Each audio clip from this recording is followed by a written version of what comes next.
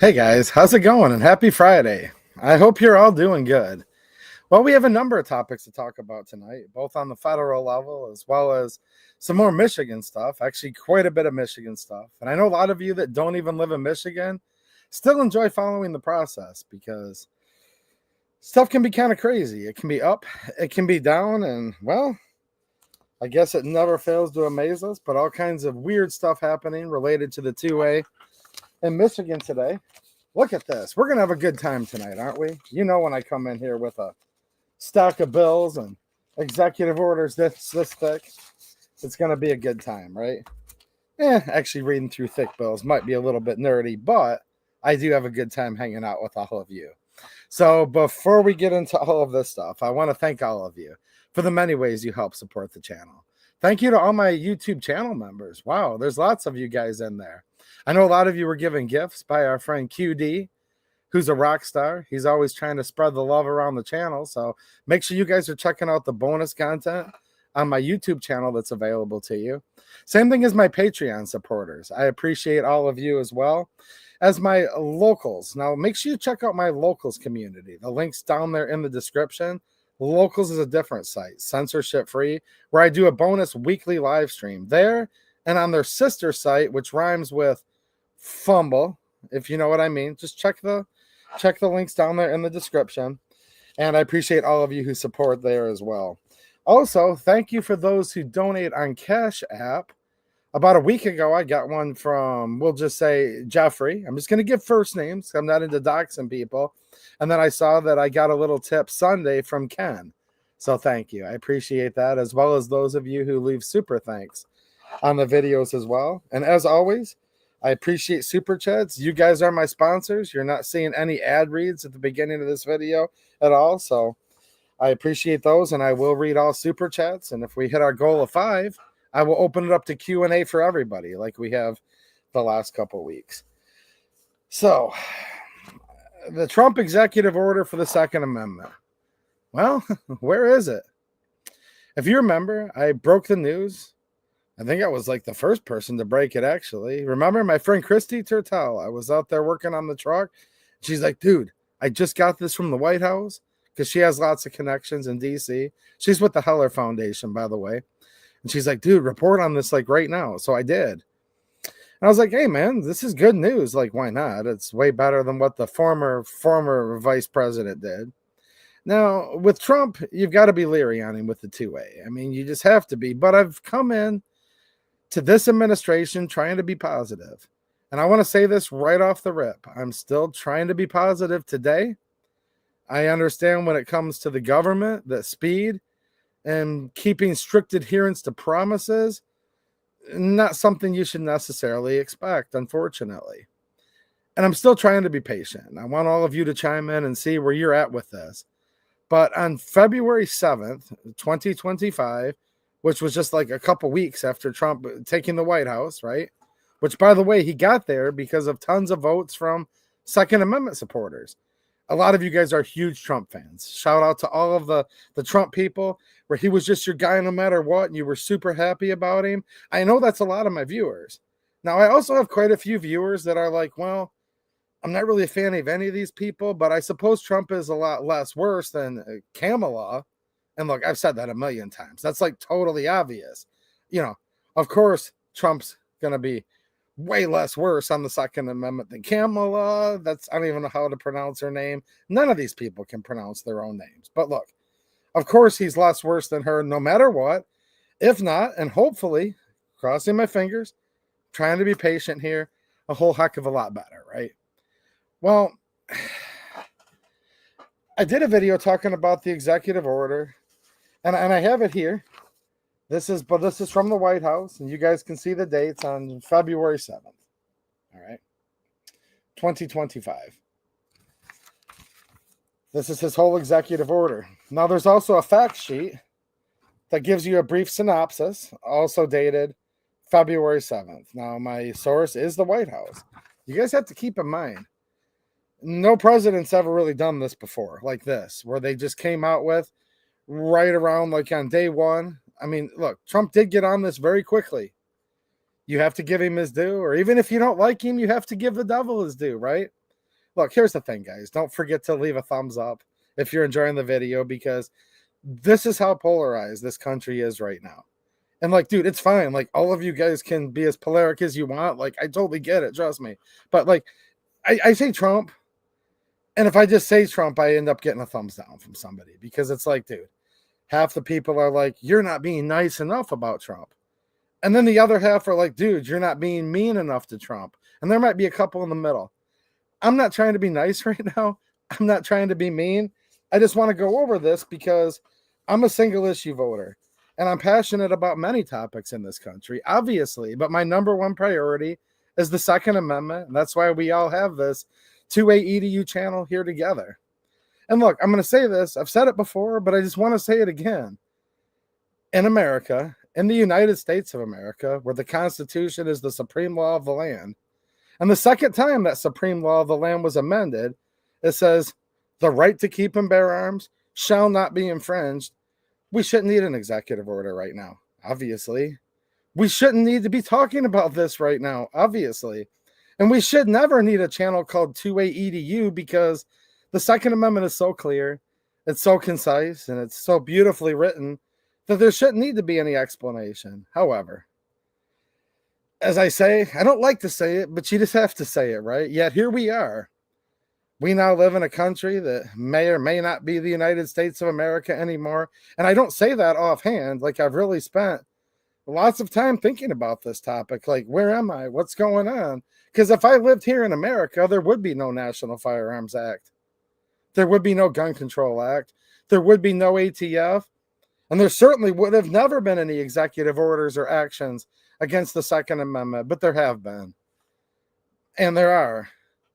But I am glad there's the Two-Way EDU channel, but really, like, for one reason, because of all of you, and I've got to meet so many good people, and I just want you to know that it's still totally worthwhile. But at the same time, it's like super, super frustrating that we even have to be talking about Second Amendment issues, because that was settled a long time ago, written in 1789 and ratified as part of the supreme law of the land in 1791, a well-regulated militia, being necessary to the security of a free state. The right of the people to keep and bear arms shall not be infringed. That would mean if there was even a little bit of gun control, that would be unconstitutional. It actually would mean if there was even a scintilla of gun control, that would also be unconstitutional. However, we're now in a situation, we find ourselves in this place where here in America, right, in the year 2025, we have well over 20,000 gun control laws, regulations, CFRs, rules that have full force and effect of law. And many other things. There's actually ATF rules that we're not even allowed to know about. They call it FAFO, where you're afraid sometimes to even have a gun or to even talk about stuff because you don't even know what all the rules are. Well, that's sad, isn't it? Because when the people fear the government, that's tyranny. But when the government fears the people, there's liberty. And freedom isn't free. And this is a fight. We're going to have to keep fighting because the other side's never, ever, ever going to stop till they completely abolish the Second Amendment and take all of our guns. So with that said, because that's how I really feel, but I don't want to end the stream right now because we've just got going. Trump puts in these executive orders telling the Attorney General that she shall get a list together. That was February 7th. Of all of the infringements on the Second Amendment from we used to call him the current former vice president. You guys remember him? Well, he doesn't remember who he is anymore. But does anyone remember him? We used to call him the current former vice president. Now we just call him the former vice president. Let's go, Brandon. We need to bring that back again. Let's go, Brandon. The nursing home visiting hours are open. Maybe you'd like to see him. You probably wouldn't, but you guys know what I mean. And trust me, God bless everybody in nursing homes. I'm just saying, this guy was not playing with a full deck, was not a good person. Well, him as well as many other former presidents had written some terrible executive actions and orders against the Second Amendment. It's true. Trump as well, which the Supreme Court overturned Trump's unconstitutional bump stock ban. So that's been overturned by the Supreme Court. There's really nothing for him to address there anymore.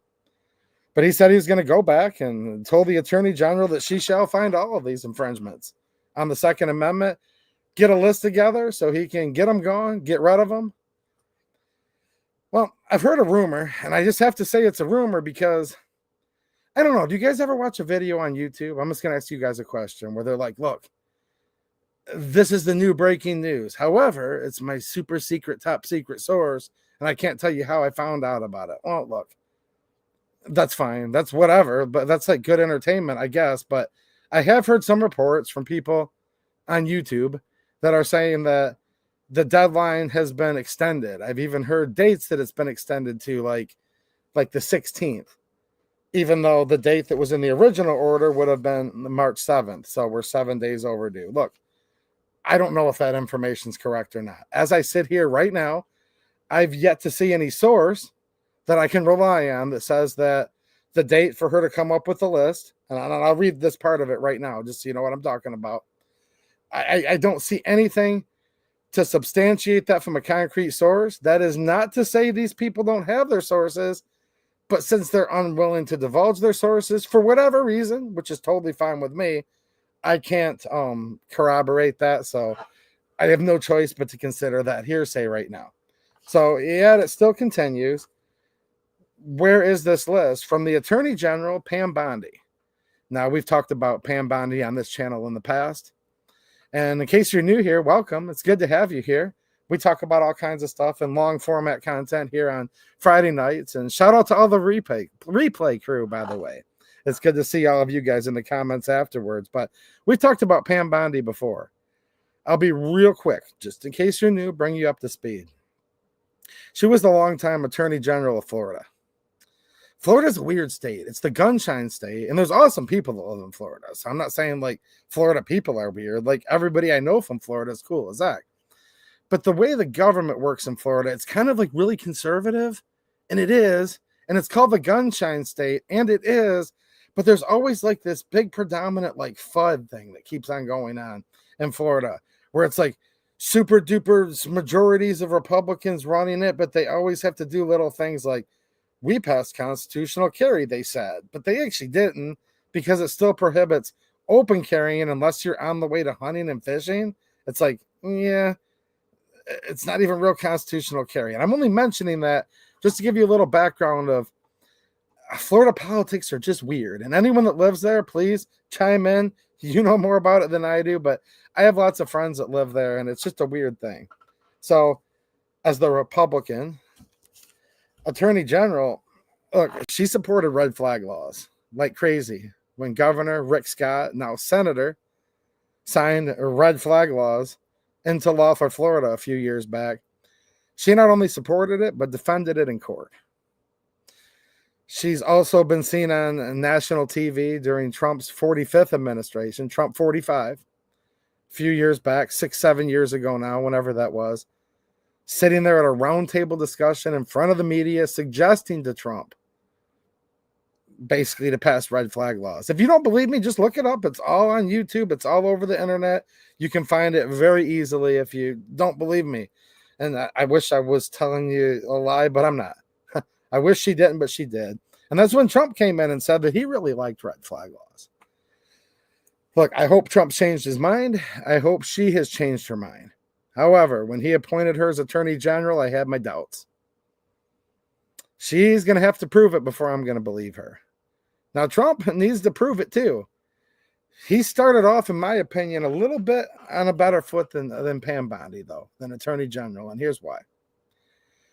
Because he came right out of the gate 2 weeks into his administration saying, I'm going to sign this executive order telling the Attorney General she shall do the following within 30 days. He did it very promptly. I'm hoping I have great news to report to you any day now, really, where she comes out and she's done a stellar job, and maybe the only reason she couldn't meet the deadline is because she's doing such a thorough job. Maybe instead of like, oh, well, real quick, we could have found 10 things that we need to repeal. Maybe she's trying to repeal hundreds of things, and that's why it's just going to take a little bit longer. If that's the case, cool. And I hope I'm coming back here to report that. Like, whew, man, I feel bad about being impatient because Pam Bondi did such an excellent job, guys. She's repealing all of it. I hope that's the case. Now, I'll have to see that, though, before I'm going to believe it, right? We'll see. Now, also with Pam Bondi, when she was Attorney General of Florida, she supported, and actually, when I say supported, like actually fought for it to be upheld in court, prohibiting adults from the ages of 18 to 20 from buying certain types of rifles and firearms. Yeah, people that are old enough to fight and potentially die for our country. People that in many cases are already a policeman or like whatever. Like you're either an adult or you're not at 18, you know? And by most aspects of society, like people can vote at 18. They can sign legal documents. They can get mortgages. They can like have a job. They can sign up. Well, first of all, they have to sign up for the draft. And men do anyways. You have to sign up for the selective services in case there were to be a draft. Let me be a little more specific, but yeah, you can go fight and die for your country. I don't really need to say any more. Carrying a machine gun in many cases. But she doesn't think that you should be able to have a rifle at home. It's not okay. And she advocated for that. That's her record. That's her history. Here's her present.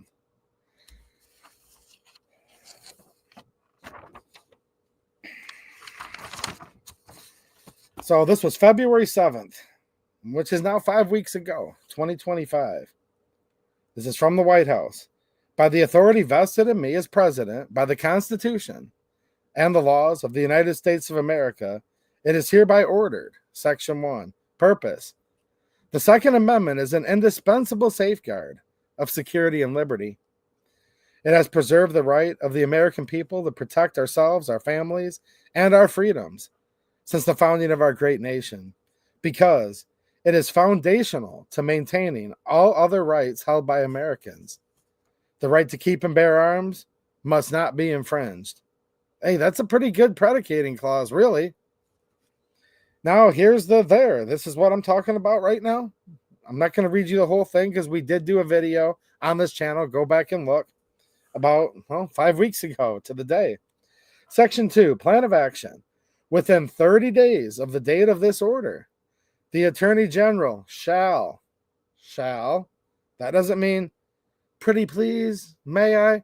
No, shall, very powerful legal word, examine all orders, regulations, guidance, plans, international agreements, and other actions of executive departments and agencies, parentheses, agencies, to assess any ongoing infringements of the Second Amendment rights of our citizens, and to present a proposed plan of action to the President through the Domestic Policy Advisor to protect the Second Amendment rights of all Americans.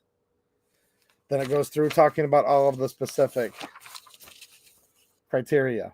Okay. Now, I have not seen, so that's pretty clear. Within 30 days, the Attorney General shall do all of the following.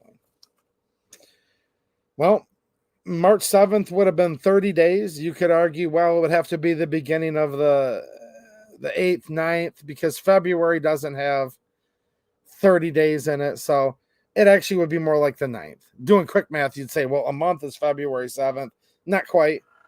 So that's why when I was streaming last Friday, I'm like, well, there's not 30 days in February, so you have to subtract a couple days. You know what I'm saying? And so by the 9th, you could maybe even argue by March 10th she needed to do this, just because, well, since the executive action was done like during the middle of the day, maybe it has to be 30 full days. You guys know what I'm doing here. No matter how you count the days and give it the benefit of the doubt, though, the 9th, maybe the 10th, this was due. Now we're talking, 11th is passed, 12th is passed, 13th is passed. It's the 14th, 10 o'clock at night right now. We still don't have it. I haven't seen anything from the White House saying that Trump has rescinded his executive order. I've not seen anything from the White House, which this is where this originates from. You can get these documents on whitehouse.gov, okay?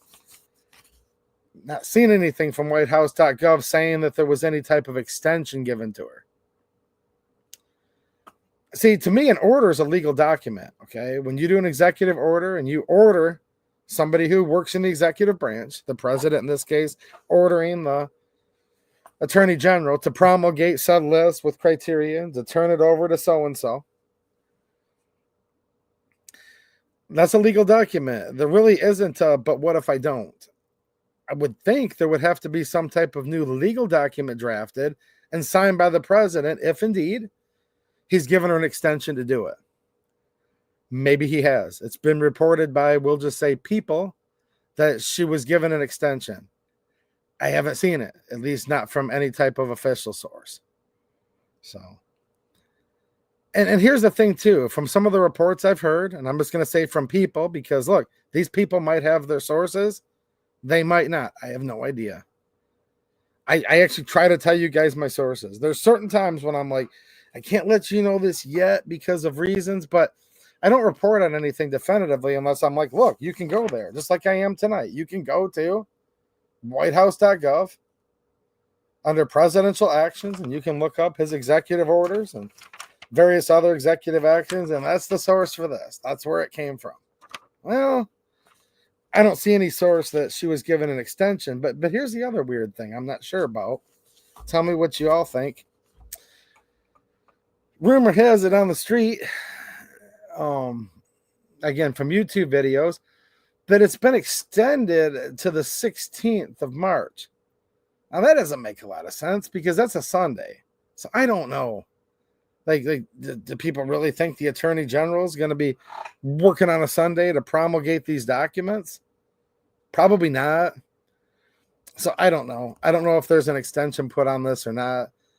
I guess it just has to make me sit here and think, well, and I said this from the beginning, and I guess I just have to say it again. I'm just going to have to see it to believe it. Is that fair enough? And I'm trying to be fair. And look, I'm trying to be as optimistic as I can be considering where we're at with this right now. Part of me wants to be blackpilled and be like, yeah, they were lying the whole time. I already know for a fact this isn't going to actually happen. I don't know. Part of me kind of wants to say that, but that wouldn't be true. That would just be a guess. Like, I have no proof they're not going to do it. And I don't know. How much more time do we need to wait? See, we talked about it last Friday a little bit. I remember I had a super chat, actually. Looks like I've gotten a couple tonight, by the way. I'll read those in just a minute.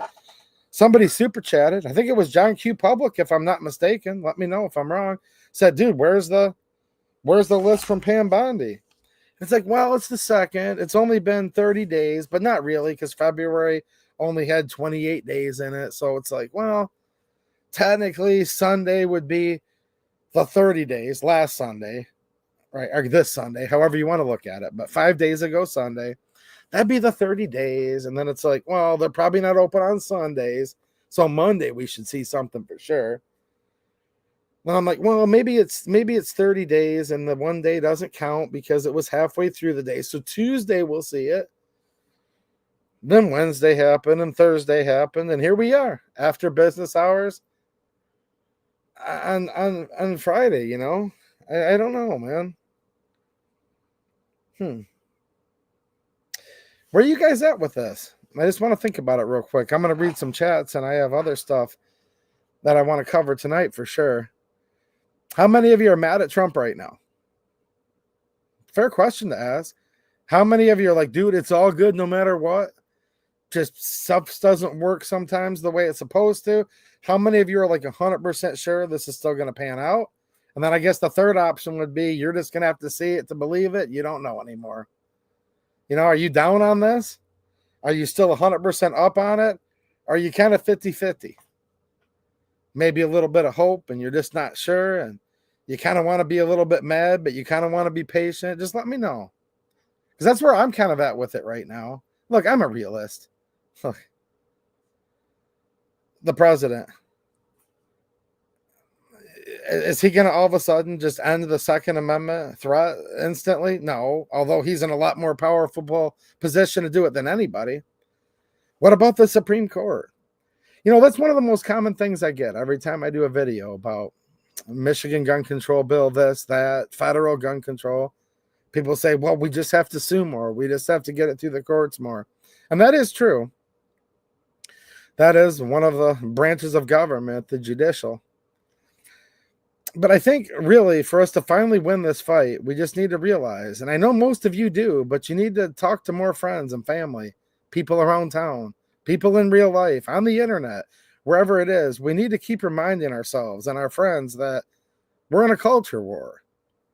And ultimately, this is a battle of good versus evil. That's what it always has been. That's what it always will be. And winning in the court of public opinion can actually be way more fruitful, or way more to our demise, depending which side wins. But the court of public opinion is very, very powerful. And a lot of people just kind of sit back. And again, I know I'm preaching to the choir here, but I'm trying to motivate you to have good, meaningful conversations so we can finally win this, because I don't want to always have to keep fighting for the Second Amendment. But there's a lot of people that just kind of sit back and they're like, oh, well, the Supreme Court will take care of it. Clarence Thomas will take care of it. Clarence Thomas is probably one of the best Supreme Court justices we've ever had. And I'd say almost certainly in our lifetime for the Second Amendment. No doubt about it. We'll say in our lifetime, like no matter what. Some people say maybe probably one of the best of all time. Although I like the justices that did the Marbury v. Madison decision, 1803, all laws that are repugnant to the Constitution, those are void. We've had some good courts in the past, some not so good, most of them not so good if you want my real opinion. But here's the thing, Clarence Thomas, as good as he is, yeah, that's how old he is too. This is an old man. He's not going to be around forever. And none of us are getting any younger either. See, the Second Amendment doesn't say a very constitutional Supreme Court justice being necessary to the security of a free state. Does it say that? Does it say the greatest president ever? Does it say Donald Trump, 45 and 47, being necessary to the security of a free state? Oh, it doesn't say that either, actually. Does the Second Amendment say that James Madison gave you your rights? Does it say that Alexander Hamilton did? Or how about Aaron Burr? They dueled. They disagreed so emphatically.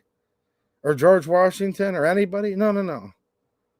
The Second Amendment wasn't granted by government. It was a prohibition on government from infringing on your natural God-given right to keep and bear arms. And here's the thing that so many people forget about the Second Amendment, actually, because it doesn't just say what in it. That's what's so beautiful about it. It also tells you why. And it actually starts with why. The what and the why. A well-regulated militia being necessary to the security of a free state.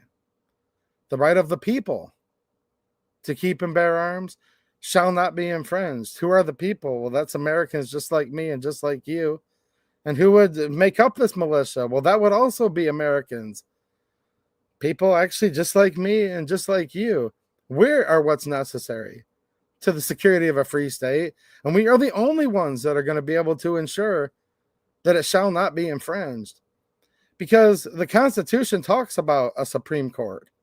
So if the Founding Fathers would have wanted to, considering how the Second Amendment was written after the Constitution, which describes the court, the judiciary, including at the top a Supreme Court, they could have written in there a well-founded Supreme Court being necessary to the security of a free state. Of course they could have written that if they would have wanted to, but they didn't want to write that because they knew that men wearing robes, people wearing robes, sitting up on a diocese, that they wouldn't be able to stop a tyrannical government. Was actually written about in the Federalist Papers before the United States became a country, that we would need both internal and external checks on government. The internal checks would be those branches of government, the executive, the legislative, the judiciary. And those are the government within there. There's internal checks and balances, all having to have a strict allegiance, not just adherence, but allegiance, because they literally have to take an oath to protect and defend, right? Anyone here ever taken an oath before? They all have to have a strict allegiance to the Constitution, but even within that, there'd be checks and balances. Those are the internal checks and balances. The external checks and balances are we the people of the United States of America. So If we're ticked off that this executive order hasn't been fulfilled because it's a week or about 5 days too late, that's actually our job to sound the alarm on it and to talk about it. And that's why we're talking about it here today. And the main point I want to get across is this. Like I said, some of you love Trump to death. Some of you can't stand him. And some of you are kind of in the middle. Not really too many people in the middle, to be fair, but a lot of people really love him or hate him. But regardless of where you're at with that, it's tough because the founding fathers never said the president was going to save us. They never said the legislature would. They never said the courts would. It's supposed to be we, the people. And we need to win in the court of public opinion instead of just sitting back so often saying, well, the Supreme Court will just take care of it for us. Maybe they will, maybe they won't. See, Amy Coney Barrett, Justice Barrett, had a stellar record on the Second Amendment. At that time, it seemed as although she might be one of the best two-way justices of all time. We'll see about that. But she's gone wishy-washy on many other things. Her and Roberts is 50-50, whether he votes like a liberal or a conservative. I don't know what you want to call him. He's a whole debacle wrapped up in a conundrum himself. Do you remember the Obamacare decision? Where he finagled and did like this weird wordsmithing and like added words that weren't even in the law to find a way for it to be constitutional. He does that a lot, actually. I don't know. Let me know where you're at with it. I was honest with you guys. Look, I know it takes a little time. I know sometimes things happen, but at the same time, here's the problem. A right delayed is a right denied. And there's good people who are getting prosecuted under these previous actions, these rules from the ATF. There's good people's lives getting ruined every day over this stuff. There's good people who are awaiting their trials right now as we speak over unconstitutional gun laws and edicts and rules that have full force and effect of law. And what is a tyrannical government? Well, a tyrant is somebody who rules outside of the rule of law. And the longer we keep having to wait for this, the more people are getting hemmed up in some of these things. More good lives are destroyed financially, physically, mentally. There's people actually being caused harm, like as we speak, by these unconstitutional edicts from the former vice president, as well as others. And, well, this has been going on a long time now, actually. So it's like, yeah, man, you try to be cool and steady. Like, I totally get that. Part of me is kind of like, all right, just wait a few more days. We'll see what happens here. Hopefully something good becomes of this. I'm trying to be optimistic. Part of me is like, screw these punks. Shall not be infringed. What the heck? You know, this guy ran on this. Get your AG in order and say, listen here, woman, get me these orders now or else. You know, part of me thinks like that too, though. Right? So as much as I'm trying to be patient and trying to play it cool, it's like, where's my papers? Get in my office and give them to me. You shall within 30 days. Now, if he's given her an extension, some people are reporting without being forthright on the sources. So I just have to say it's hearsay. Not calling people liars. I don't know what facts they have. It's just nothing I can find says the Attorney General was given an official extension. So maybe. But if they did, then the White House should be forthright with we the people and say, hey, look, the president modified his executive order. There's so much stuff that we're going to be repealing. Like, if that's the case, you know, let's just hope, right? And look, I'm not having cope or hope. I'm just saying, let's hope that that's the case. In big air quotes. It's like, look, she thought she was going to find 10 things. She's on 300 things that she wants to repeal and counting. So it's going to take us another week, but you'll be happy it took us another week. Just wait and see. That's kind of how Trump would frame something like that, right?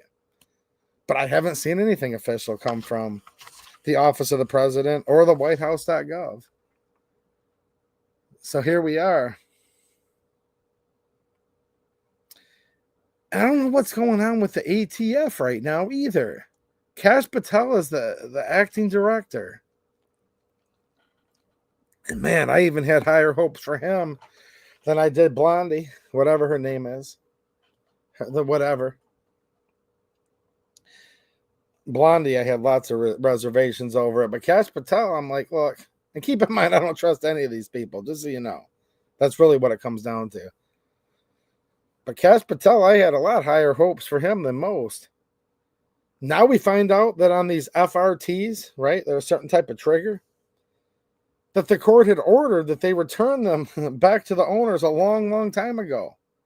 And now we're finding out from reports that the ATF's still not doing it, even like right now. And they're still saying that these FRTs are illegal, even though a federal judge has gone through and said they're not. Now, I'm not giving legal advice here, just so you guys know, but this is being widely reported. I don't know. I've been hearing reports almost daily lately, like how they're not even letting the GOA talk about certain things. Gag orders on the GOA still. It seems the ATF is just as rogue as it's ever been before. I mean, maybe it takes a while. Oh, man, I don't know. It's hard to give these people such a benefit of the doubt, though. When most of us, look, we just want to be left alone. We just want to live in America where our right to keep and bear arms shall not be infringed. Me and none of my friends want to hurt anybody. We're good people. We just want to enjoy life because it's short. Life is short, and then you die. Don't forget that. And these people need to sometimes humble themselves and remember that too. We don't want to hurt anybody. And even if somebody does, it doesn't matter because, as always, these laws only affect the law-abiding. Remember, good people inherently don't need laws because they're using their moral compass. They believe in much higher authorities than the President of the United States, and they know that they shall not murder. And I know that there's a one true good judge, and he's not here on earth. And I'm much more afraid of him than I am the ATF. I'll tell you that. I don't want to go hurt people with a gun, and I know you guys don't either. That's the crazy part about all this. These laws only affect the law-abiding because criminals, by their sheer nature, do not follow laws. But they're hemming a lot of people up, making them into criminals. Criminalizing people where there are no victims. Victimless crimes. Think of the so-called auto key card. Remember that? CRS firearms? We've talked about it a lot on this channel.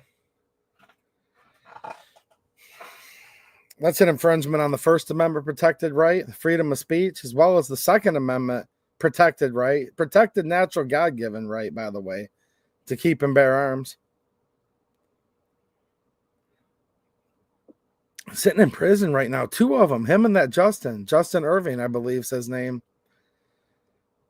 Sitting in prison right now for a victimless crime, for an etching of something that kind of looked like something else. But when the ATF cut it along the lines, it didn't work. These are big, big deals. I don't know. How long do you guys think we need to give Cash Patel for the ATF to be showing a new face or get rid of him altogether? I thought I remembered him say that he wanted to go to Washington, D.C. so that the FBI headquarters would be turned into a museum. I remember that. Hey, maybe they're working on the display cases for the museum right now. Maybe. I don't work there. I don't want anywhere near places like that.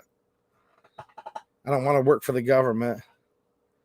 But maybe that's what he is doing. It just takes a little time. It's like, dude, relax, 2A EDU. Cash Patel's just procuring all of the display cases for the museum that we're going to have soon.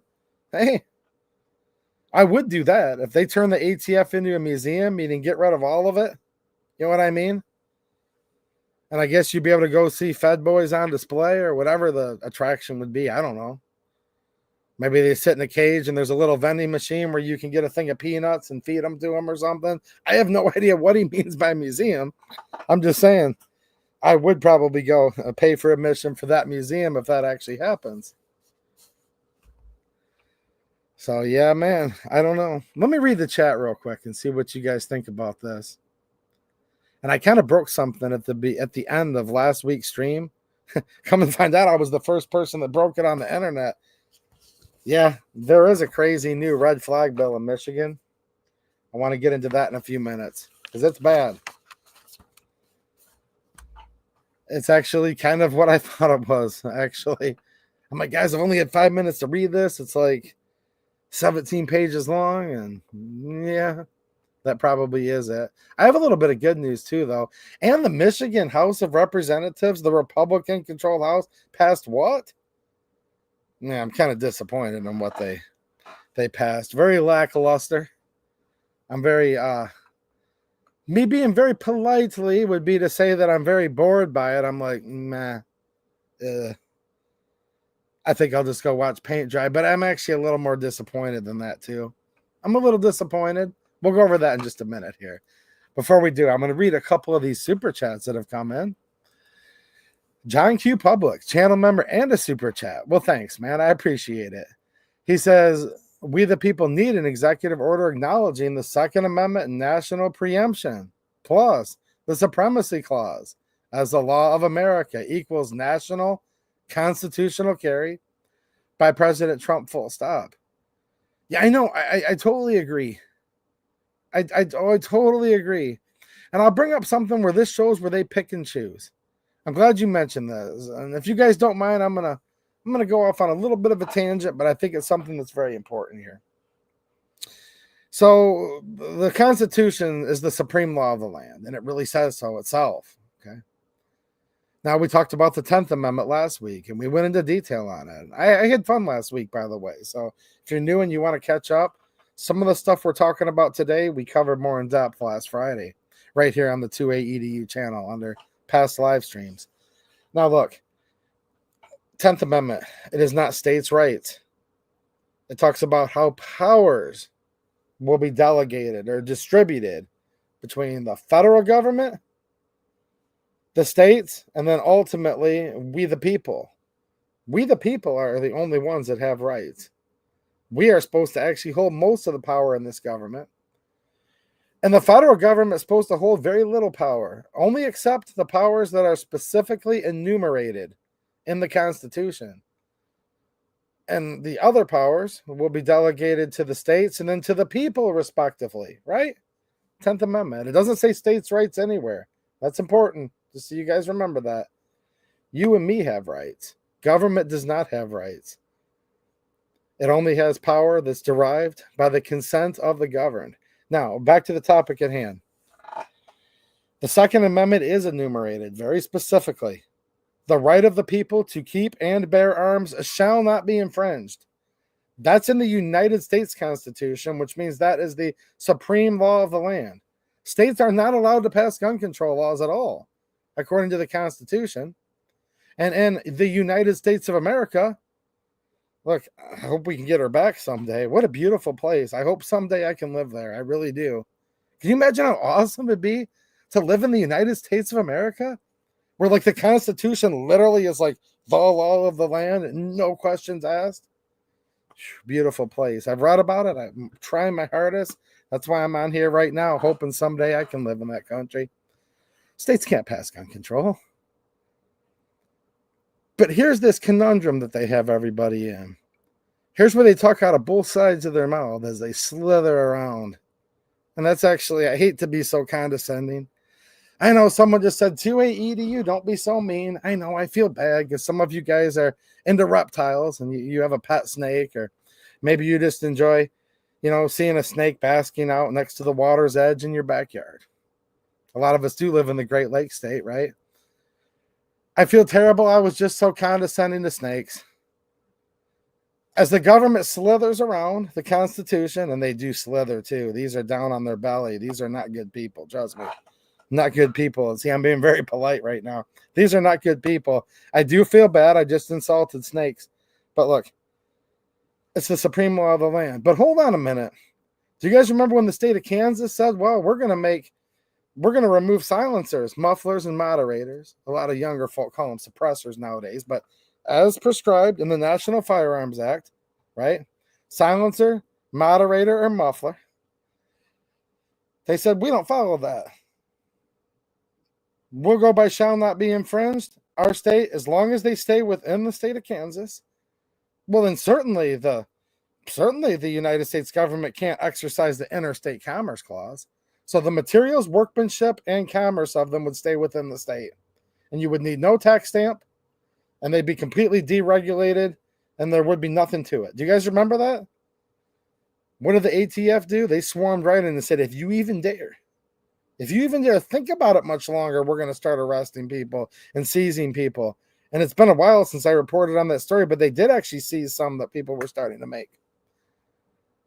So they're like, we're the federal government. We reign supreme. It doesn't matter what state law you pass. We'll do whatever we want. But here's the problem. The authority that allows the federal government to exist at all, the Constitution, says the right to keep and bear arms shall not be infringed. So the same document that tells them that the federal government is the supreme law of the land says shall not be infringed. So they'll reference this part of the Constitution. They'll say, well, the interstate commerce clause and the necessary and proper clause, they can mean whatever the heck we want them to mean. And trust me, they've written millions of pages of rules and all kinds of shenanigans, clearly proving what I'm saying. That means whatever they want it to mean, but the Second Amendment, oh, that doesn't mean anything. And it's insane, and it's sick. Now think about this, for example. People like to say, well, hold on, states' rights. States have the right to pass gun control if they want. A lot of people from, we'll just say the other side, make that argument constantly. They say states' rights to AEDU. And I say, well, hold on a minute. States' rights, where are those at? Well, states' rights are in the 10th Amendment. I'm like, well, no, they're not. They're like, yeah, they are. It says right there, these are the states' rights in the 10th Amendment. I'm like, no, it actually doesn't at all. What? You call yourself 2AEDU? You've never read the Bill of Rights? I'm like, yeah. Boy, people sure aren't very smart nowadays. That's what I tell them. I'm like, first of all, you're not very smart. I would have been more polite, but you're not being polite. I'm like, you haven't read the 10th Amendment, have you? Because anyone that's read it, it's like super easy to read. You can actually read it free of charge. It doesn't say states' rights anywhere. But states have the rights to do it. No, not if it's repugnant to the Bill of Rights, they don't. Because those are powers that are enumerated in the Constitution. Now let's talk about something else. Some of you guys might know a gal. Maybe some of you used to know her. Has anyone ever been friends with a gal named Mary Jane? Anyone heard of her? Well, that's become legal. She's become legal in many states on the state level in the United States, including Michigan, both medically, recreationally, preferred by many, I guess preferred by most. I mean, lovely state we live in. Lovely state. Now, look, that's quote unquote legal in the United States of America. However, I just went to a gun shop today. Shout out to Supermatch Shooting Sports down in Newport, Michigan. Nice people there, by the way. Real nice people. But I go in there, I'm doing a transfer, and I'm reading through, and there's all these like incriminating things on there. And it says, do you have a friend named Mary Jane? Have you heard of her? And if so, if you say yes, then you can't buy the gun. And it literally tells you, like, are you addicted to or a user of an unlawful substance, yada, yada. And then it even puts in parentheses, your good friend Mary? Yeah, she's still prohibited federally. Still scheduled as something very dangerous. Now, hold on a minute, though. Now, if you lie on a 4473 and your name's not Hunter Biden, you could potentially be in big trouble. But where are, and look, most of you are like, no, don't say this to AEDU. We don't want that. Yeah, I know. Most of my viewers are potheads nowadays. I totally get that. Okay? We can still be friends, maybe. Just don't blow it in my face, then we can still be friends. I promise you that. Now, here's the thing. So they go in and they raid the crap out of people in Kansas because they're saying we're not going to follow the National Firearms Act, which is federal law. And the feds come in and say, but you have to follow. But more than half the states are saying something that is a federally very high scheduled item. It's actually worse than Coke. According to the federal government, I'm not telling you, look, according to the federal government, they're not going around raiding every single dispensary, growing facility, pharmacy, whatever you want to call it, medicine, whatever. There's all these names for all this stuff. Can't even keep track anymore. So when it comes to this, the feds are like, well, if we make a law, everyone has to follow it, or we raid and kick everyone's doors in. Yeah, only for guns. But all kinds of other things where states go against federal law, the feds just like ignore it, and they're just like, whatever, we can't do anything about it. So do we have federalism or we don't have federalism? That's the point I'm trying to make here. And look, I don't want to see feds kicking anybody's doors in. If it's a victimless crime, okay, if you and your friend Mary Jane are just sitting there diddle bopping around and not hurting anybody, I'm the last person that wants in your house. I don't want to see jackboots kicking your door down either. But why will they only kick the door down when there's a gun involved, but they won't kick the door down with any of their other guns, any of their other laws? Only when it's with guns. They always kick doors down. They always confiscate. Things don't go very well usually. A lot of people die during these encounters. But anything else that violates federal law, what about immigration law? That's federal law. That's the law of the land. That's a felony to aid and abet. We have states that proudly proclaim and brag that they are so-called sanctuary states, saying we literally just will not follow federal immigration law at all. Now, look, do we want to have a federalism argument? Great. I love it. If the federal government, just humor me here, guys. Follow me. Don't humor me because I'm actually onto something. Just follow me, though. If the federal government's very clear in the Constitution, okay, that the powers that are enumerated to it by the Constitution, that it reigns supreme, well, you have to pick and choose, right? They sit there and they say, well, hold on a minute. They say, now we'll pick the federal government reigns supreme here, but here it doesn't, and there it does, and there it doesn't. Here's the problem with all this. You shouldn't have to pick and choose. It's very, very clear. It's very, very concise. The right to keep and bear arms, it shall not be infringed. That's in the Second Amendment. The Second Amendment reigns supreme, therefore nullifying all state gun control. It was never allowed to exist at all, actually. And obviously, without, I don't even need to say this, federal gun control is null and void under that too. Now, whether you're allowed to hang out with your good friend Mary or not, I don't see that actually specifically enumerated in the Constitution. Do you? That probably should be up to states. That probably should be up for states to hash out, no pun intended, between themselves. You know what I mean? But they play fast and loose with it. They say, all right, well, this is a big felony here. Whatever. Well, let's look the other way. But whenever it's a federal felony involving a gun, oh, they're all over you. And states are never allowed to remove restrictions. They're never allowed to remove restrictions, but somehow they're allowed to add almost any restriction that they want. Completely insane. Have you guys thought about this? And the point with the 4473 is hey, if you're not Hunter Biden, you could get in big, big trouble if you're using a controlled substance. I know a lot of you guys have a close relationship with your good friend Mary. I get that. But that's a strict penalty. If you say, I don't use on that form, but then you do use, and they find out, you could be in big, big trouble.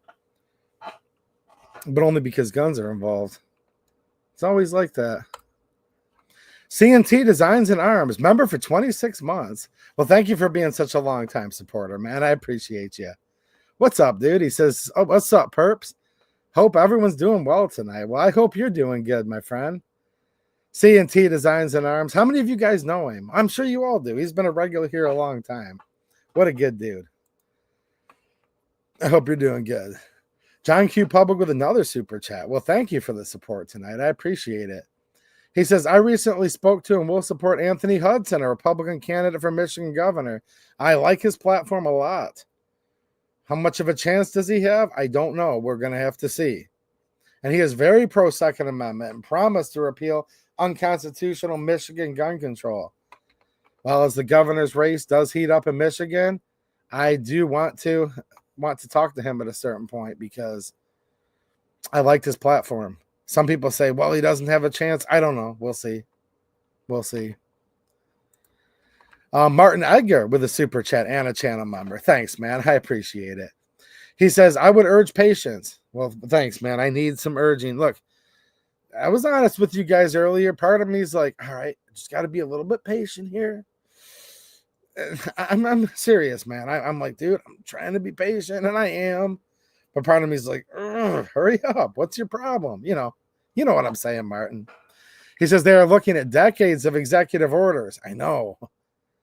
This will be more thorough and quicker than waiting for years at the Supreme Court to sort it out. Oh, the Supreme Court. You're right on that, man. That's one of the slowest things ever.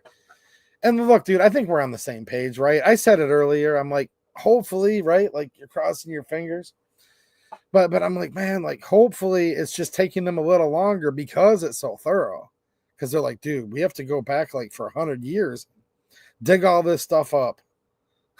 Here, sir, here's the stuff that you have to unsign that you signed in 5, 6, 7 years ago. I mean, there is some there to that. Let's face it, right? He even has to unsign some of his own stuff that he put in. But hey, man, people can change. Normally they don't, but they can. And I'm hoping he's changed for the better.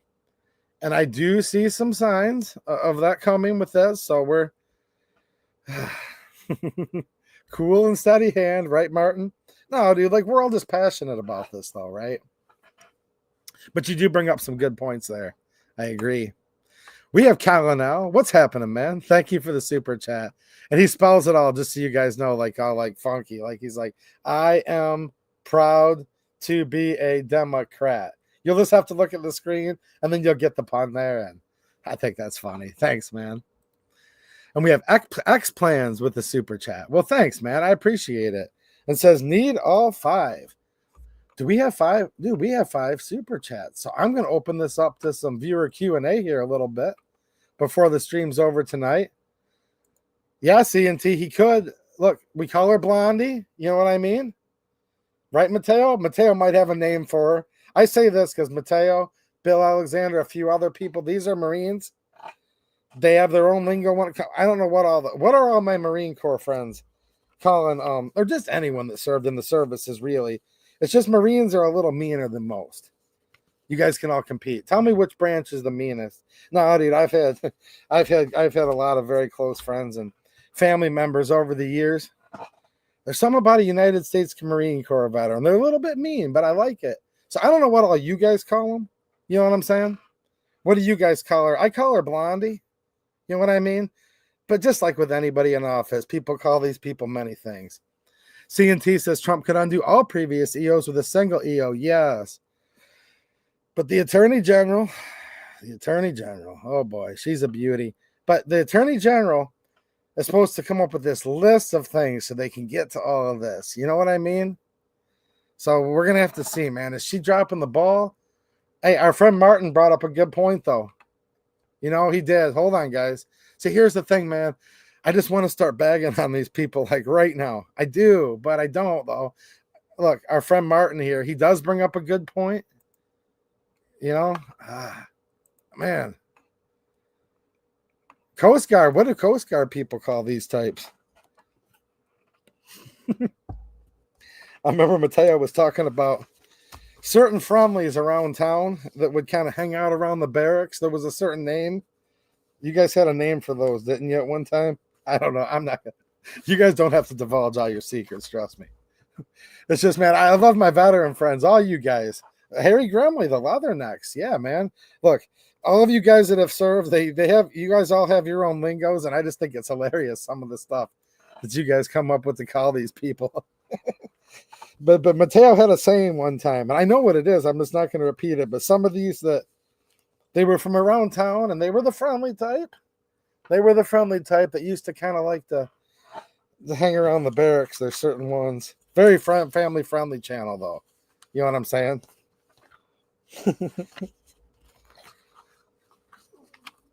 All right. So let's shift gears to Michigan for a minute. And if you guys are watching on replay, please chime in about the whole Trump EO thing. Look, man, I'm trying to play it cool right now. I really am. I could have been on here being like, but I don't want to be like that. But I am a little bit like, Well, we'll see. We'll see what happens. Maybe the Attorney General is the bestest ever. Maybe she's late on the EOs because she's in there making her husband dinner, giving him a foot massage. Supper's ready and clothes are hanging out on the line. Maybe that's why she's so late. And if that's the case, hey, I'm sure she's got a lot of kitchen duties and ironing to do, or maybe that's, probably actually way more important than engaging in politics. So maybe that's actually what this comes down to. Now, look, here's something just happened in Michigan. So if you guys haven't seen yet, I did a video with Michigan Representative Jim DeSena. And if you haven't seen it yet, I suggest you go watch it. I think it was a good video because you got to hear from the author of the red flag repeal bill and tell you about it himself. Now, I'm pushing hard, and I hope all of you are too, that the Michigan House of Representatives, controlled by Republicans, gets this into committee, has a fair committee hearing where people can come testify, unlike the Democrats that passed red flags with, many people say, not such fair hearings. There's actually allegations they didn't follow the law at all. But have a fair hearing for it, do it the proper way, get it to the floor of the House so the Republican-controlled majority can pass it through. Send it to the Senate, see if they'll let it die, see if it'll go to the governor, let her veto it. If these people could get their messaging right for once, dude, if you guys haven't noticed, now some people are awesome, individual people are. And Trump particularly, probably one of the best at messaging. But generally speaking, Republicans are not so good at messaging at all. You know what I mean? Not so good at messaging. But if they can get their messaging right, we can make a big statement to give us momentum for this next session, hopefully flipping it over to pro-Second Amendment Republican control. Because the pro-Second Amendment is the most important part. Well, a lot of us are urging them to push these bills through. So what do? They pass a 2A bill out of the Michigan House. A bill that was written by Democrats and passed by almost all the Democrats and almost all the Republicans. You know what I mean?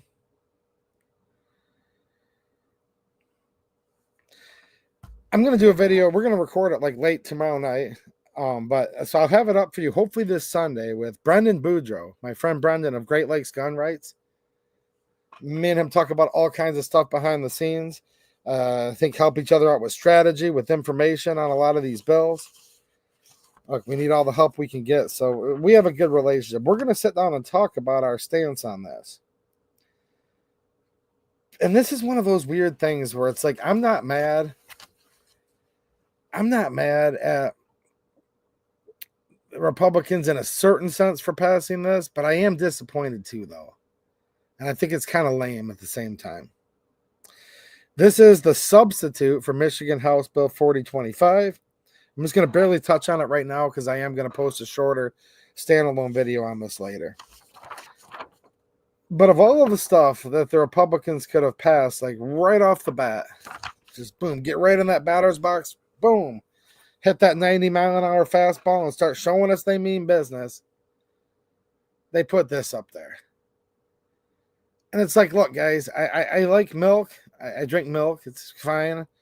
Toast, bread isn't that good for you, but that's okay too. But I'll tell you what I don't like. I don't ever like to dip my toast in my milk. You know what I mean? Milk toast, not really a thing. You know what I mean? So this is kind of just like milk toast. It's like it's just soggy, and it's kind of like bland. And this was introduced literally by a Democrat, gun-grabbing Democrat. The people of the state of Michigan enact. And tell me what you guys think about this. Because look, let me back up before I read this. This is going to be a tax exemption on gun safety advices. Sales tax exemption. Now look, if you like milk toast, shout out. We can still be friends. Look, Brianna's channel, we can still be friends. I just don't like it much.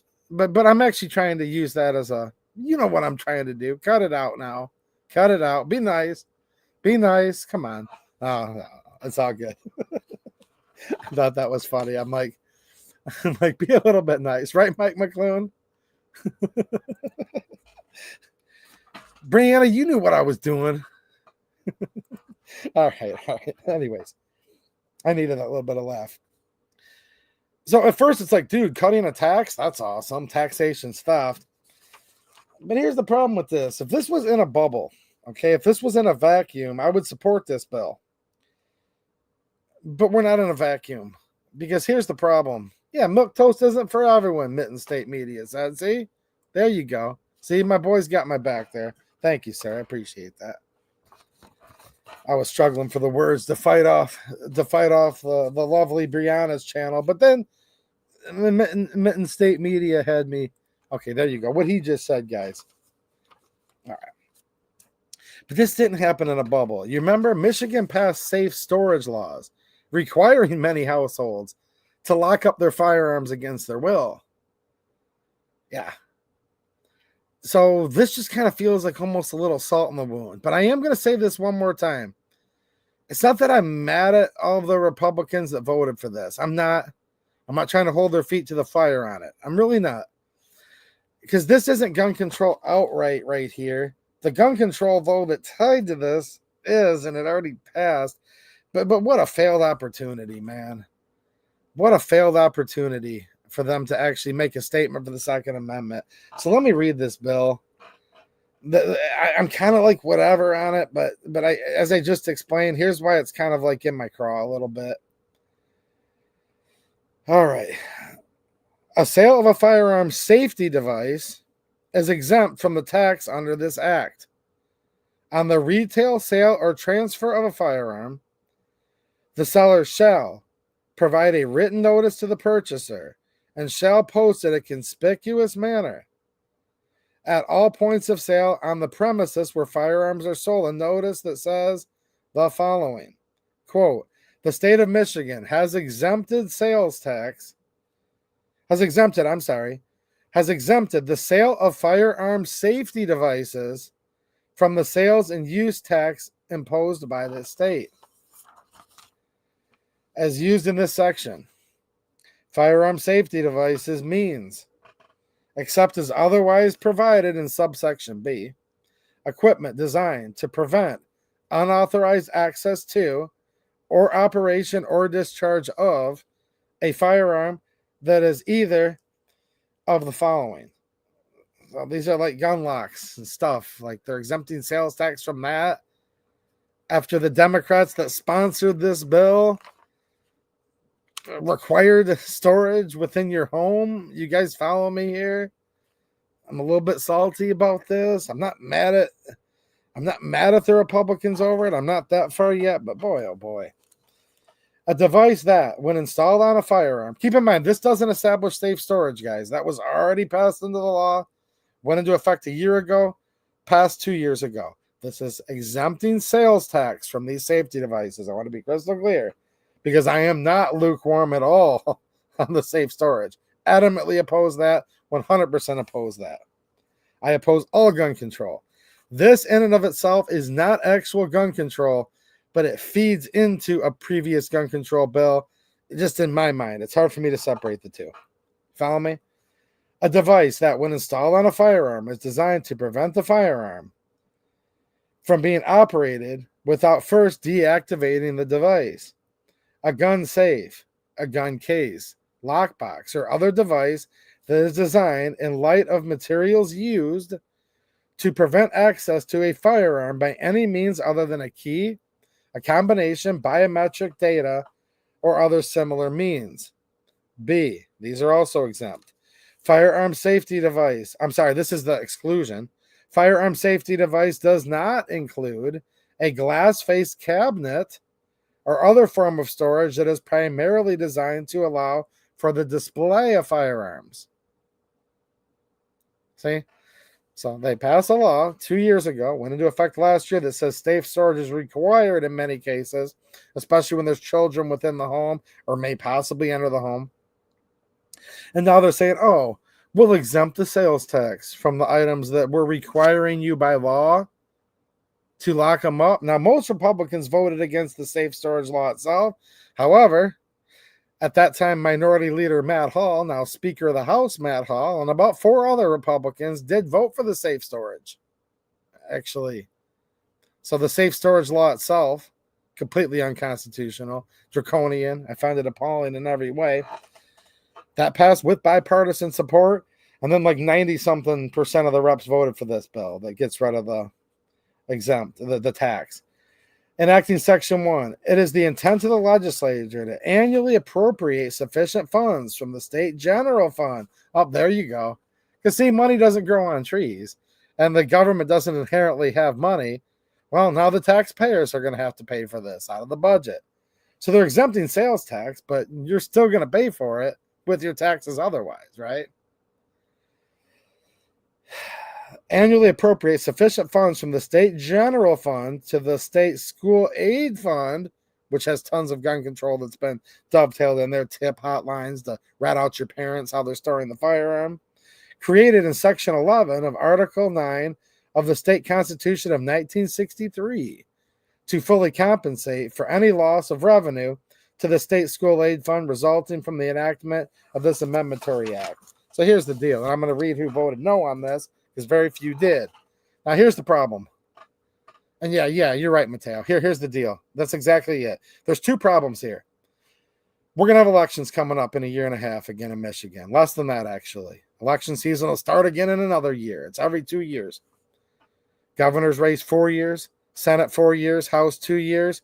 They're all coming up for election, though, in 2 years. All three of them.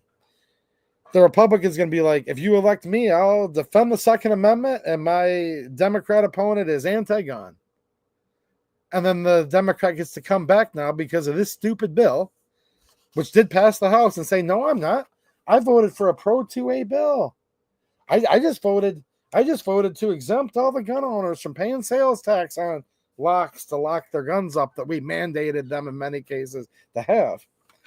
And then the Republicans going to go, oh, bum, because many times the Republicans suck at messaging. Wow, are they terrible? And then they're going to say, but my Democrat opponent, they're going to tax the living daylights out of you. I'm less taxes. I'm fiscally conservative. And then the Democrats going to come back and be like, well, hold on a minute. We cut taxes. Look, we exempted sales tax from gun locks. Not display cases, just gun lock boxes. And dude, you're giving Democrats talking points to beat you in the next election with this, Republicans. I'm just saying. That's the issue with it. Now, am I calling these people out saying whoever voted for this is anti-2A? No, I'm not. I want to be crystal clear. But this does add fuel for the fire for the Democrats to get to all claim that they're pro-2A. Also, they had time to get this through committee. They had time to get this on the House floor. But somehow they haven't even had time to schedule a committee hearing yet. Isn't this interesting? For Representative Jim DeSantis' red flag repeal bills. So those are a couple things where it's like, well, hold on a minute. You're giving Democrats talking points where they now get to claim they're pro-Second Amendment because they're touting this as, look, we worked across each other on both sides of the aisle to throw the gun owners of Michigan a big bone. It's like, dude, I don't buy gun locks, okay? Like, come on. When's the last time any of you bought a gun lock? I'm just saying. A lot of times they just like come with the gun if you buy it new. If they don't, then like whatever. That's as far as I'm concerned. But here's the thing. It's also, I think, doing this a little bit too, like Mateo said. Yeah, this reads like they are attempting to further entrench the safe storage law and endear gun owners to the onerous infringement of it. Yeah, man. And look, I'm not saying that like all of the reps that voted for this, that's how they feel about it. I don't even think that's the case, actually, because I know quite a few of these people, and I don't think they actually think this way. But it does give that appearance, unfortunately. The like, hey, look, like, we can bribe you for 6%. Like, oh, maybe I am okay with that gun storage law because now instead of that gun lock costing me $21.19, now it's just $19.99 out the door. Whoopee. I'm excited to lock all my guns up now. Yeah, because when seconds matter, police are usually only minutes away. And they usually come just to write a report of what's already happened. And just like you and I already know this, and that's why I carry a gun. So I'm going to be real excited that I only spent $19.99 for my gun lock instead of $21.19. So when the criminal, the glass breaks at 3 a.m., he comes in cock-locked, ready to rock with his weapon of choice, and I'm fumbling with a safe with a lock. Screw that. Screw that. I'm not like okay with all of a sudden some criminal comes in, because remember, these laws, as with all laws, only affect the law abiding. We can never forget that. So when the criminal comes in, not following any laws, it comes in to kill me and my family, that's not okay that I saved $1.19 in sales tax for my mandatory lock. Now, look, I'm not trying to conflate the two. Like, look, a lot of people that voted for the sales tax exemption voted against the safety laws. That's true, and I want to make that crystal clear. I'm trying to be very fair on how I'm reporting this. However, like, waiving sales tax on gun locks, that doesn't endear me or entrench me into it. And I think that was the motivation for a lot of these people on why they wanted to pass this. I would say all of the reps that voted for the safe storage laws themselves 2 years ago, they probably voted for this to try to entrench people into it. The other people, I don't know why they voted for it, actually. Because I know who some of these people are. I've had actual, like, intimate conversations with some of these reps. And I don't believe that they're anti-Second Amendment. I think they just looked at it like, oh, well, that's a good Republican thing to do to reduce a tax. Okay? I really think that's what a lot of them honestly believed. And I'm not trying to give them unnecessary outs. I'm just telling you because I do actually believe that to be so. They thought, dude, we're reducing a tax. That's a good fiscally responsible thing to do. And it is in a bubble. Like something like this would be okay in a bubble, but it's not in a bubble. You know what I mean? These laws, previous laws did pass. The Democrats are going to use this for talking points. And like I said earlier, how'd you have time to pass this when you haven't had time yet to get the red flag repeal or repeal the safe storage law? How about that? So here's your yes votes on this. And this did pass through the Michigan House of Representatives. All right. Roll call vote, 96 yeas, 11 nays. This is from House Journal. This is third reading of bills. Michigan House Journal number 27 of 2025, if you want to look at the House Journal. Okay. This is where you can get the roll call votes if you want to know exactly who voted. Here's the yes votes. You're going to see some people on here who are rabid anti-gunners. Almost every Democrat voted for this. And you're going to see some Republicans on here that have a very good Second Amendment voting record. One more time, I'm trying to be very, very clear that I don't score this in and of itself as a gun control bill. Don't let me mince my words here. These people did not vote for a gun control bill. It's just more like, what were they doing here? Like, we want to repeal red flag laws, not a sales tax exemption for gun locks, okay? You know what I mean? And I don't think these people did this on purpose. Here's more of your yes votes up here. You know, you're going to see some really good Second Amendment supporting Republicans on this. Look, maybe I'm just wrong. Tell me how wrong I am in the comments in the chat.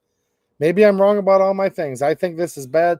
This is going to give Democrats tons of we're pro Second Amendment too talking points. I think the messaging's bad. Tell me how wrong I am if I am, though. Because here's the kicker, man. This is where stuff like this is tough sometimes. And this is tough for me to take this position. I'm literally calling out a bill that if I was in the House of Representatives, for example, which I'm glad I'm not. I don't want that job. And I have a terrific representative, Jamie Thompson, already. But look, if I was sitting on the House floor taking a vote, I would have voted no on this. Right? But again, it's not that these people voted for gun control. I just don't like it.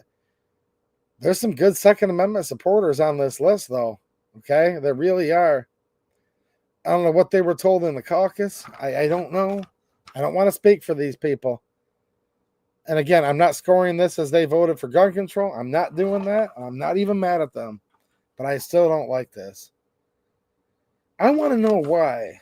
And I am going to ask this question of the Speaker of the House, Matt Hall. since he runs the House of Representatives, why did the Speaker of the House put this bill up? Which to me, look, it's not physically, literally tied to it, but like the spirit of it just feels tied in with that safe storage, right? Like you must have your guns locked up.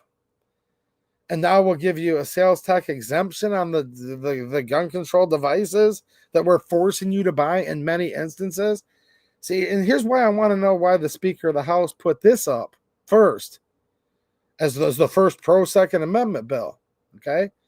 Because the problem is Matt Hall voted for the safe storage bill itself, the one I do condemn, the one I do not condone at all, the one that I've talked about on this channel many times. See, he voted for the bill itself, so Matt Hall supports gun storage laws, and his voting record literally proves it. And then now that he's running the Michigan House, something exempting sales tax on the items that you would need to own to comply with said law are sales tax exempt. I don't know. This is not gun control in and of itself, but I still don't like the bill. Here's the ones that voted no. Now, you'll see a couple Democrats here. You're going to see Brixey and Reingans and Wiegela. These three, if I were to opine, are so far on the left that they won't even throw gun owners a bone enough for you to even save 6%. Because these all voted for the safe storage. And I say, I'm going to use air quotes, safe storage bill. That's what it's called. It's not safe. It's safe for the criminal. And the government has no business in your house. That's really what it comes down to. No business in my house. That's what gets me so frustrated. So Brixey, that's a gun grabber, voted no. Because they won't even want to give you 6% on your gun lock. Reingans and Wiegela. Now, here's the Republicans that voted no. Now, there is some messaging out there that these people voted no against the Second Amendment, because this was throwing the Second Amendment community a big bone by you saving 6% off your gun lock. Not a display case. Only devices that would conform with the safe storage law. Trust me, that did not escape me. Okay? But if you saw Michigan Representative 2A EDU on here, I would have been the nays as well. So I actually thank these people for their votes. Well, I'm not necessarily mad about the ones that voted yes, because I don't think they were trying to infringe on the 2A at all. I truly believe that in many cases. Some of them were. But in many cases, maybe just reasonable people disagree. But my vote would have been no. So I'm actually going to compliment Steve Carra, Jim DeSena, Joe Fox, Mike Holdley, Matt Maddock, Josh Shriver, Jamie Thompson, and Jason Wolford. Now, you've seen some of these people on this channel before, actually. Jim DeSena was in my video last week. He's the one that's introduced the red flag repeal package.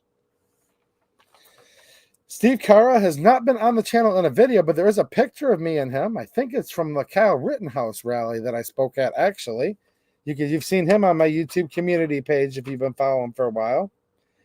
Joe Fox, I think there might be a picture of us, but I'm not sure. If not, I'll need to get a picture with him next time so you can meet him too. Mike Holdley. We're going to talk about him in just 2 seconds here.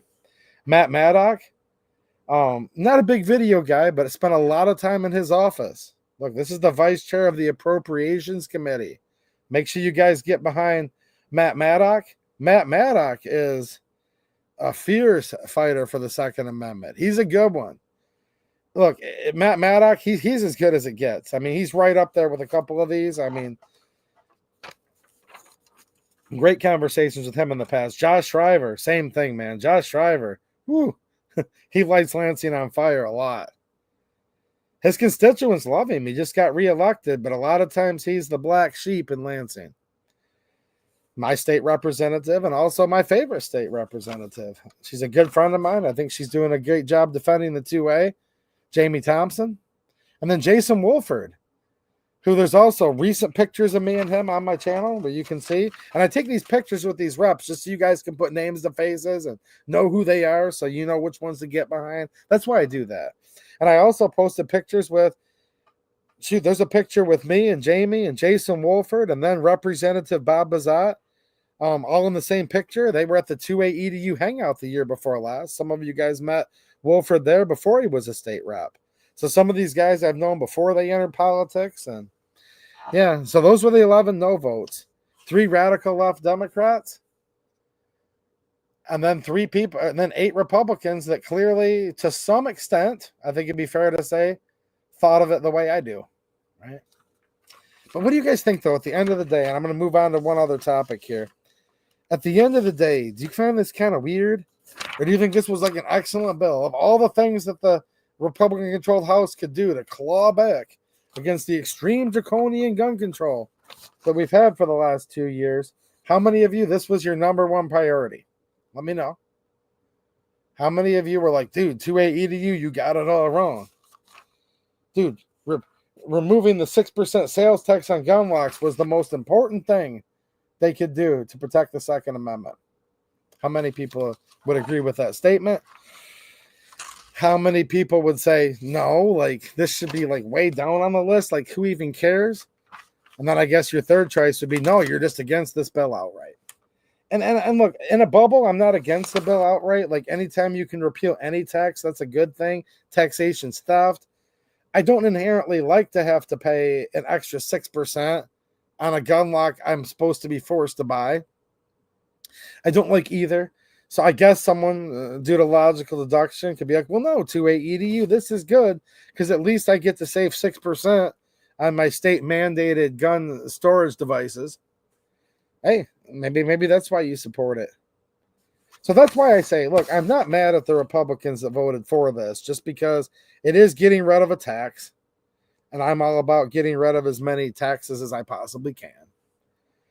This in and of itself does not prescribe how you have to store your firearms. That was already passed earlier. And I know some of these people on this list, man, and they're not anti-Second Amendment people. I just think, I don't know, man. Whoever decided this needed to be the number one priority. And just remember, the Democrats authored this bill. Right? All right, well, there's my 2 cents. I'm going to have a more concise video with Brendan Boudreaux of Great Lakes Gun Rights. We're going to record it tomorrow evening remotely. I'm going to get it edited, uploaded for Sunday. It'll be much shorter because a lot of people don't have 2 hours to watch the long-form content like the live streams. And then you can hear yet somebody else's perspective on it as well. So, I mean, I don't see like a lot of people. Yeah, MC Joe's. So if you apply for the tax exemption, you go on a list. Well, see, there's something else I hadn't thought of before. But as the Republicans have taken control of the Michigan House of Representatives, their number one priority, the first thing they passed to try to claw back against the gun control was to pass a sales tax exemption for mandatory gun safety devices. So there you go. If it makes you happy, that's awesome because I want you guys to be happy. It just kind of leaves a weird taste in my mouth. And who was our friend earlier that gave me a hard time? But they were nice about it with the LOL. Was it Brianna? You know, yeah. I mean, look, we're friends, right, Brianna? But I just don't like my milk dunked in my toast so much. Some people do. Boy, some of you guys crack me up. That's good, though. I like that. All right. We're going to go over one more that's very dangerous and disturbing. Then I'm going to go over a good bill. I mentioned Mike Holdley last week. His bill's out now. I told you I saw him in the hallway in Lansing about a week ago. He gave me the inside scoop on what was going to be coming, and I said, look, I know the inside scoop. I just want to wait till it's published, right? It's like I said earlier, man, it's frustrating when people report stuff in a video like, oh, there's been a deadline for the Trump extension. There's been an extension for the Trump executive order. Cool, I guess, hopefully. I mean, they don't have any facts. They don't have any sources. Sometimes you can't give your sources, but that's why I wait to report on it till I can show you my source. So we're going to get into this, which is a good bill. And here's what was cool about it, too. Holdley actually voted against the sales tax exemption, too. Dude, I've told a lot of people that, man, how many of you guys know who Representative Mike Holdley is? I've known this guy for a little bit. I'm like, man, this is a good one here. I like this guy. I do too. I think I like this guy. But yeah, he voted no on the sales tax too. But he came up to me in the hallway. Like, we see each other. Hey, how's it going, man? And right away he's like, man, he's like, I have a new bill coming up that you're gonna like. And I'm like, sweet. And then I saw my representative, Jamie Thompson, and her office. She's walking out the door. She had a function to go to in district. So as she's frantically trying to get down the seven, I guess it'd be, 7-story elevator, right? I jump in the elevator with her and talk to her. That's how this stuff goes. She's like, yeah, let's walk and talk. I want to talk to you. I just have to get to this other meeting for my constituents that's in district. I'm like, great, because these people are my neighbors. I live in her district, I'm like, cool. She's hanging out in the hometown, and that's awesome too, by the way. When a representative's like trying to get out of Lansing as fast as they can to get back to their people in their district, like just the people, that's a good thing. So she's like, dude, I got to get out of this town. I need to get back to the people. We're having some kind of function for such and such. And I can't remember what it was, but it was actually to support a good cause. So as we're walking through, I'm like, Jamie, all right, Mike Hoadley's got this House bill. It's here. He's accepting co-sponsorships. He was trying to get them today because when I saw Mike, he had the sheet of paper where they're getting co-sponsors. I'm like, I really, really want you to co-sponsor this bill, Representative Thompson. And I told her real quick what it was about, and she's like, oh, I'm definitely all for that. So she called him on his cell phone while we're in the elevator and was like, can you hold the bill till next week? I want to sign. And he said, okay. Look, that's how this stuff works. I'm literally trying to give you guys as much insight as I possibly can on things that go on in my trips to Lansing. That's going to be some good news, and I want to share this with you. This one sucks though, man. We're still having a good time tonight, right? I don't like this one at all. Like, this is not good. All right, so I'm sharing the old Twitter, the X. And by the way, if you guys haven't followed me yet on X, I'm 2AEDU over there. Another good place to follow is Great Lakes Gun Rights.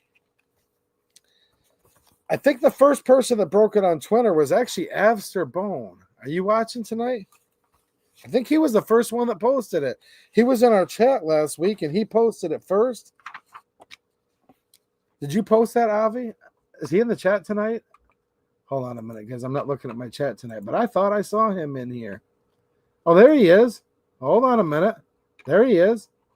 Yeah, he's the same name on Twitter, so you can check him out, as well as Great Lakes Gun Rights. Both of these guys are reporting on this. But I think, am I right? Avi? I think I was the first person that brought this up. And then Avi put in some research. So did Great Lakes Gun Rights. So let me grab this real quick. Wow, look what I just saw down here. Wow, hold on a minute. What's this?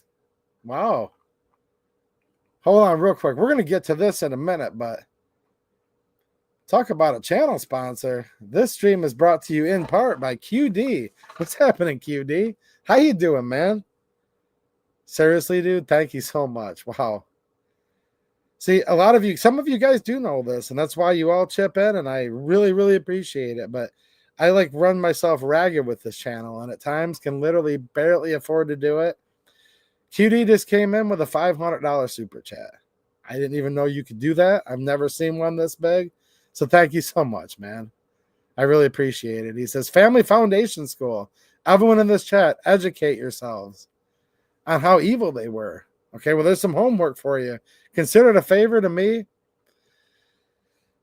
from all of you. Oh, wow. He says, good night. Love you all. Well, good night, man. Good night. I hope you enjoy the bananas. It's an inside joke. QD knows what I'm talking about. The fruit industrial complex, I think I called it earlier when we were texting each other. I told QD, I said, now that is cool. I sent him something in the mail. I'm like, it's pretty cool, but be aware of the fruit industrial complex. I mean, it's a serious thing. Thank you, QD. Thank you so much, man. And looks like due to your support and from the rest of you guys too, look, his was more, but I appreciate all of you. I really do.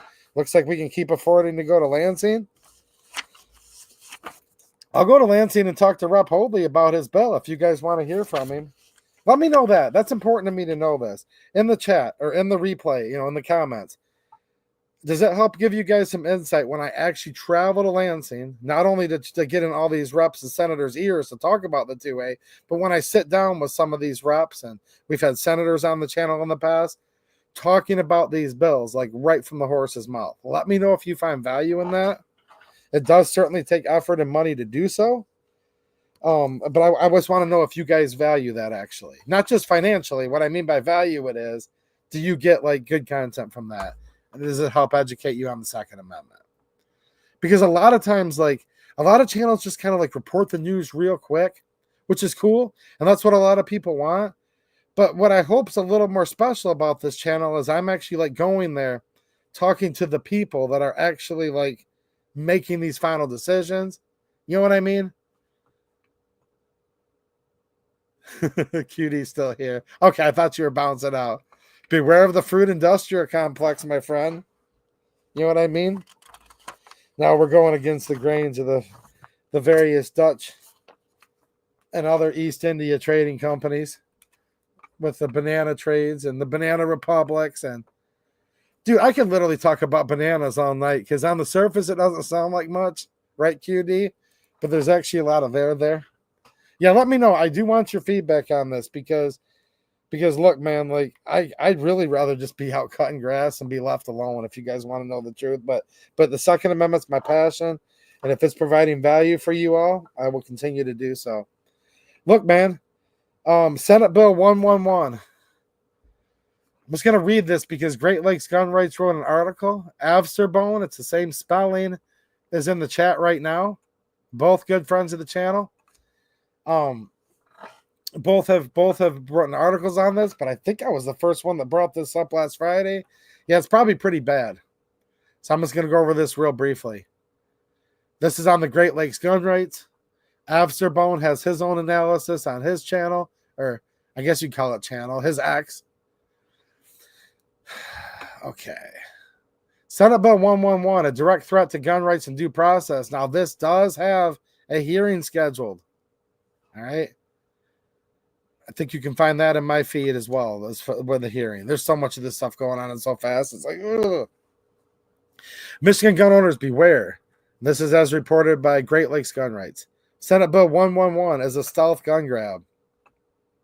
Anti-gun Democrats are at it again. Senate Bill 111, sponsored by Senator Veronica Kleinfeld. Oh boy, the lovely Veronica Kleinfeld. These are not good-looking people, trust me. Not on the inside or out. I'm just saying. Trying to be very nice. Being nice. Disguised as a measure to protect the elderly and vulnerable is yet another unconstitutional attack on gun rights, trampling due process and setting up a dangerous precedent for lawful gun owners. At first glance, the bill appears to address legitimate concerns, protecting older adults and those with disabilities from abuse and financial exploitation, but buried in its provisions is the same anti-gun poison we've come to expect from leftist politicians, a backdoor strategy to strip Michiganders of their Second Amendment rights without due process. Even worse, simply purchasing a firearm could trigger a personal protection order, PPO, against you, allowing the government to infringe on your rights for merely exercising them. How SB 111 weaponizes PPOs against gun owners. Now, they've literally scheduled a hearing for this in the Michigan Senate. They're moving forward with this. They're trying to shove it through. I don't know how else to word this. This is moving extremely quickly. I just want you guys to understand. This is moving extremely quickly. SB 111 allows courts to issue PPOs that prohibit the accused from purchasing or possessing firearms based on mere allegations. If someone claims you are a, quote, threat, you could be disarmed overnight, regardless of whether you've committed a crime. Under this bill, even attempting to purchase a firearm could be used as justification to issue a PPO against you. So you don't even have to necessarily just buy it, just attempting to purchase. If a petitioner argues that your gun purchase makes them feel, quote, unsafe, you could be A, blocked from completing the firearms purchase, B, forced to surrender legally owned firearms, C, stripped of your right to self-defense without a trial. This isn't about safety. It's about disarming citizens before they even have the chance to protect themselves. Michigan already has a red flag law, which we know well, right? SB 111 expands it even further. Michigan already has a red flag law, which allows judges to issue extreme risk protection orders, ERPOs, to seize firearms from individuals based on accusations alone. SB 111 takes this unconstitutional policy even further. Under SB 111, merely purchasing a firearm could be considered, quote, evidence that you're a threat, leading to a PPO that disarms you without a crime ever being committed. The anti-gun left is no longer satisfied with confiscating firearms. They want to criminalize the mere act of legally obtaining one. This bill is a clear and a direct attack on lawful gun ownership in Michigan. SB 111 disarms the most vulnerable. Ironically, SB 111 claims to protect vulnerable adults. Now, this is the ironic part. This is crazy. It claims to protect vulnerable adults, yet it actively disarms them instead. Imagine a 70-year-old woman who purchases a firearm for protection. If someone, a disgruntled relative, a hostile caretaker, claims she is, quote, unstable or threatening, she could be stripped of her right to own a gun overnight. What happens then? Well, she's left defenseless against criminals who don't obey laws. SB 111 doesn't prevent actual threats. It only ensures that law-abiding citizens can't fight back. But gun owners must fight back. Make no mistake, SB 111 is not about protecting the vulnerable. It's about expanding the government's power to disarm citizens without due process. Michigan gun owners must stand up and fight back. Contact your elected officials. Make your voices heard. And remind Lansing politicians that our rights are not negotiable. Take action now. Call your lawmaker and demand they vote no. Join Great Lakes Gun Rights in our fight to defend and restore your Second Amendment rights. Share this article to spread awareness before it's too late. Shall not be infringed means shall not be infringed. Wow. This is literally crazy. We're going to go back here. And yes, the committee is scheduled Tuesday, March 18th, 2025, 9 a.m. Room 403, fourth floor of the Capitol building. So there's that information there. I believe I already retweeted this. Did I not? Oh, I thought I did. I retweeted one earlier today. Okay, so you can go over to my X if you're not already following me. Make sure you do. And I have it on my timeline as well. All right. Well, they're almost at 10,000 followers. Wow, 9,954. What do y'all think about that? So just purchasing a firearm can be used as the evidence that's needed. Keep in mind, this is red flag. So there is no normal trial.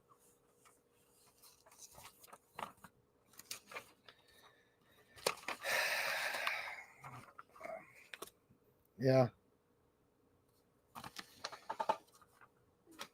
Let me take a look at the chat here. And then I'm going to talk about Hoadley's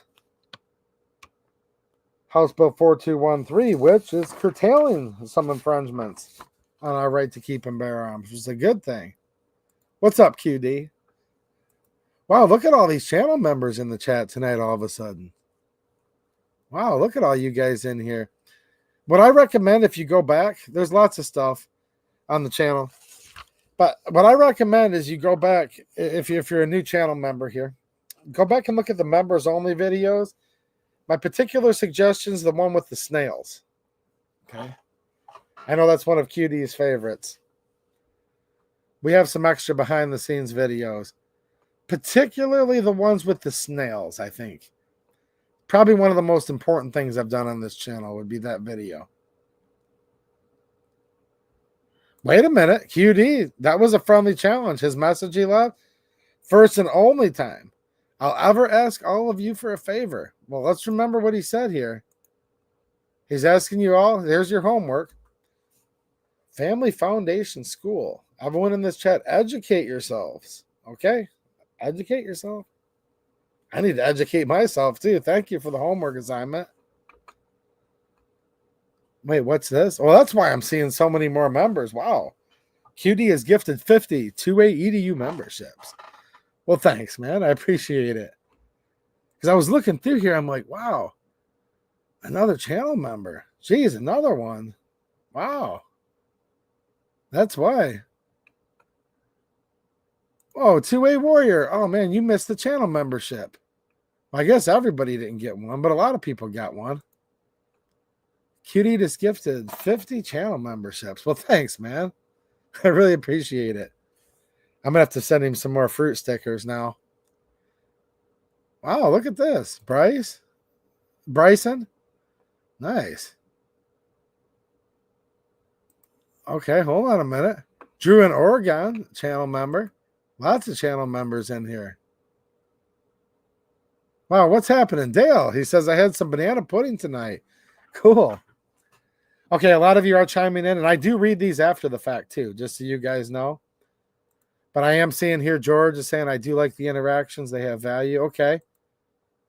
Mitten State Media, yeah. My chat just skipped on me. I'll catch back up, guys, but I'm just kind of looking out of the corner of my eye.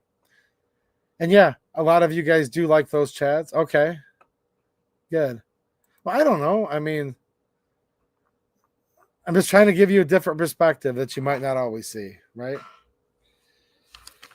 House Bill 4213, I'm going to go over this briefly, and I am in the process of trying to find when both of our schedules are open to, I guess, if you all think it's worth doing, I'll keep trying my best to get an appointment with the representative, Mike Holdley, that introduced this bill. This one is introduced by Reps Holdley, DeSena, Green. I believe that's the Jamie Green spelling of Green, because there's a Phil Green and a Jamie Green. Jamie Green's been on the channel before. And look, people like Jamie Green's a staunch Second Amendment supporter. She did vote for the sales tax exemption. I'm not holding their feet to the fire on that, saying they're not Second Amendment supporters. That's not it at all. I'm just frustrating that whoever made the decision that the sales tax exemption, that was the one that had to be put up first. But it's just reminding me, some of these people that did vote for the sales tax exemption, they're not anti-2A people. I know some of these people well, is what I'm trying to get at. DeSena, okay, Holdley, DeSena, Green, Bagol, Fox, Wolford, DeBoyer, Paquette, Harris, St. Germain, Cavett, and Maddock, Wirtz, and Thompson, and referred to the Committee on Government Operations. Wait, this was referred to the Committee on Government Operations? I hope I'm not wrong, but I wish it would have put in a different committee. All right, so right now you guys are familiar for your CPL holder in the state of Michigan. Look, we just need regular constitutional carry, meaning the right to keep and bear arms shall not be infringed. That's all there should be. So no gun control laws. But again, finding ourselves in the shape we're in, trying to claw back, I do commend this bill. And I'm going to try to promote it and get you guys to advocate for it. So there's a list of places you can't carry even with the CPL. And it says, subject to subsection 5, an individual licensed under this act to carry a concealed pistol or who is exempt from licensure under 12A shall not carry a concealed pistol in the premise of any of the following. And there's a whole list. There's schools. There's a public or private child care center, a sports arena or theater, a bar or tavern. Now, he did leave one of these in, but he got rid of most of them. So we'll see what you all think about this. Okay, any property or facility owned by a church, synagogue, that's crossed out. That's good. An entertainment facility, all right, with a certain number of people. A dormitory or classroom of a community college, or university. He got rid of all these pistol-free zones for the most part that are currently like on the back of your CPL where it says you can't carry. Right now it says an individual license shall not carry at these places. So just so you understand how these work, this is like a negative bill. This is what you want, actually. This is just simply crossing out previous gun control from the previous laws. Does that make sense? So they would remove the prohibition from a parent or guardian blah, blah, blah, of the school. It would also remove the prohibition from public or private childcare facilities.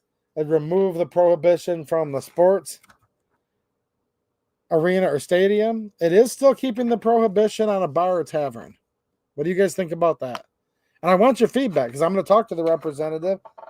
Maybe some of you would have preferred that they got rid of this prohibition as well. Maybe some of you are like, yeah, dude, maybe people shouldn't be concealed carrying in the middle of bars because people are drunk and sometimes fights happen and we don't want it getting shot up in there like too bad. I could see people thinking both ways. Just want to see what you guys think, okay? He did keep the bar prohibition still in there, but all the rest of them were all crossed out. And that may just be because maybe that one needs written differently because it's tied into something else. I'm going to ask the representative why that one was left. I just wanted to preliminarily find out what you all think. But all the rest of these gun-free zones are all repealed in this bill. This is a good bill. Now, look, do I want this magical bill to come forward that says all gun control is unconstitutional and it's hereby all gone right now? Yes. That's the only one I'm going to be happy with in the end. But just like the Declaration of Independence talks about, but after a long train of abuses and usurpations, pursuing invariably, right? So it takes a while to find yourself in the shape you're in, and you have to start clawing back. Quickly, though. Quickly. I'm not saying that I'm going to sit here and be like, ooh, the House passed a sales tax exemption on a gun lock. We're good now. No, that doesn't count as much of anything. We need to now get into some meat and potatoes. Let's get rid of these gun-free zones. Let's get rid of red flag laws. Let's get rid of the safe storage itself. Let's get rid of these universal background checks, licensing, registration, which is really an ultimate confiscation scheme down the road. It all needs to go, but you just got to do them one at a time. It gets rid of all of these here that are prohibited places. Those would not be prohibited anymore under your CPL. So again, I don't think we should have to have CPLs. I'm pretty sure Representative Hoadley doesn't think we should have to have CPLs either. But this is how you got to claw these back one at a time. Every time a gun control law is passed, and a lot of these were passed decades ago, you have to write a new bill that either adds words or, in this case, crosses out words. That's just physically the way it has to be done. Let's see here. There's another one that added. Oh, this is interesting. I like this too. So the owner or operator of any premises not described in subsection 1 or 3. So this is generally going to be speaking like your private party, your private properties, all right? So these are all places that they already listed earlier. He wants to remove all of them, but the bars and taverns, it appears. Remove all those from being restricted, okay? Remove the restriction. But this is interesting. This would be like businesses that don't fall under those. The owner or operator of any premises not described in subsection 1 or 3 that prohibits an individual from carrying a concealed pistol on those premises. So that's like you go into your local Buffalo Wild Wings. They're one of the most prolific for this. The big no gun sign on the door. All right. So this would apply, I believe, no legal advice. I'm just saying, I believe this would apply to that. Concealed pistols on those premises shall ensure that the premises include all of the following when the premises are open to the public. A, metal detectors at every entrance to the premises. And B, the presence of an individual employed by or contracted by the owner or operator to provide security services on that premises. So this is basically a big middle finger to all of the places that say no guns allowed, and it's part of our just like store policy. This is saying, all right, you don't want people to be allowed to protect themselves in there? Now let's see if you're willing to protect all of them. Do you want to spend the money, or do you just want to get rid of that no gun sign off the door? We'll ask the bill's author if that's what his intent is with that. But if I had to take a guess, it probably goes something like that, right? So that's 4213. All right, I'm going to take a look at the chat here. And let me know if you guys have any more questions. We did reach our super chat goal tonight, which I really appreciate. Thank you to all of you. Let me see here. Okay, MC Joe, I think, has the first question. Says, do I think the governor of Michigan, look, people call her many things, trying to keep it family friendly, will sign it? No, of course not. Of course not. But look, here's the thing. Enough people weren't invigorated to get out to the polls to give the Republicans, we'll just say, or the trifecta. Democrats still control the governorship and Senate, sure. That does not mean the House majority, the Republican House majority, should sit back and do nothing. They have to push the ball. Here's why. When the Republicans controlled everything in Lansing for all those years, the Democrats still put up all their anti-gun bills. Okay. They still pushed it in the court of public opinion. They still got people behind it. That way, the day they took power, they were already ready and they just shoved it all through. Yeah. That's how this needs to work. It also, in my opinion, needs to give people a reason to be like, well, maybe I'll go vote this next time. Maybe I won't. Maybe if people see these Republicans are as pro-Second Amendment as they say they are as a caucus, and they prove to us by actually pushing stuff through that the Second Amendment is a priority, maybe more Second Amendment supporters and gun owners, which a lot of times don't vote. Let's just say it how it is. A lot of them don't vote so much. Maybe they will get off the couch and vote. And then these bills could become a reality. You know what I mean? So we'll have to see what happens with that. But yeah, of course the governor is going to veto it. But then again, with the messaging, if we were to, and look, I don't care about the colors of the party, red versus blue, R versus D. The most important part starts with this. If we get a pro-Second Amendment, and I don't mean lip service, I mean truly a pro-Second Amendment governor candidate, where it's like, dude, we elect this guy, he's probably going to be pretty darn good. You always have to say probably, because we're looking for these executive orders from Pam Bondi and from the president right now. Who was our friend that told us earlier here? Longtime regular of the channel. It was just more of you guys than me. Martin. Urge patience. Look, we're trying to be patient, but right now we don't even know where those are. We just have to see what happens. But say you're pretty darn sure this pro-Second Amendment governor candidate, you're like, yeah, man, I think he's my man. I think he'll get in there and he will sign these repeal bills if they get presented to his desk. Cool. If they pass some of this stuff, it's like, look, guys, the House passed this bill, but Whitmer vetoed it. And my opponent, whoever it would be, my opponent, Jocelyn Benson, she will most definitely veto it again. But if you elect me, I promise you right now I'll sign it into law. And then hopefully that person's telling the truth. Nothing's for sure. I'm just saying. It's all about the messaging. And he'd have to say it in a better way than I just said it. But this stuff needs to be had to send a message. That is very important. It all starts with messaging way before the floor votes. It really does. I know a lot of people are like, oh, talk's cheap. Enough talk. I get it. Talk's extremely cheap. However, I will tell you this. The Democrats, for all those years, they just kept pushing this stuff, knowing it wouldn't see the light of day. Finally, a little crack in the door swings open. They just rush through it. Then before you know it, they just burst the door open and they're just running through like a herd of cattle, like a herd of whatever. And if you've seen some of these people, you know what I mean. They do. They just run around with this herd mentality. It reminds you of a herd, and it reminds you of like almost like do you remember Lemmings? That was an old school game. I'm kind of like going to date myself now. Wow. I shouldn't be doing this. Well, my birthday's not for another month and a half, but does anyone remember it was a super old school computer game, like on the PC? Back when you had two choices how to play your games. It was the hard disk, they called it, and that was like the 3.5-inch floppy disk drive. That was the hard floppy drive. And then there was the floppy disk, and it was a 5.25-inch.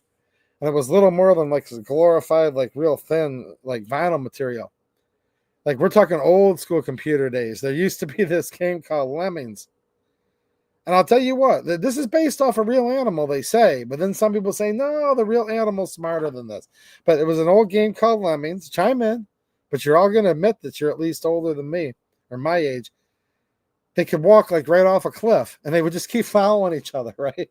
I mean, if you've ever seen some of these house sessions in the middle of the night You guys know exactly what I'm talking about, don't you? Oh, of course, CNT designs and arms. Obviously, that's what I'm talking about too, man. Trust me. I'm just saying, like, you actually have to go through and do what you promised to do. If you elect us, we can take the House. Well, we'll be for the Second Amendment. Good. A lot of them are. Let's get some of these bills passed. Do you guys agree with me though at all? Like, you have to have the right messaging. Look, I'm not a senator. I'm not a representative. I'm not a governor. So obviously, I don't have like the messaging, right? I'm not a political genius. I'm not a consultant. I'm just saying though, they can do their job with the right messaging. They can use this against these Democrats. That's my point.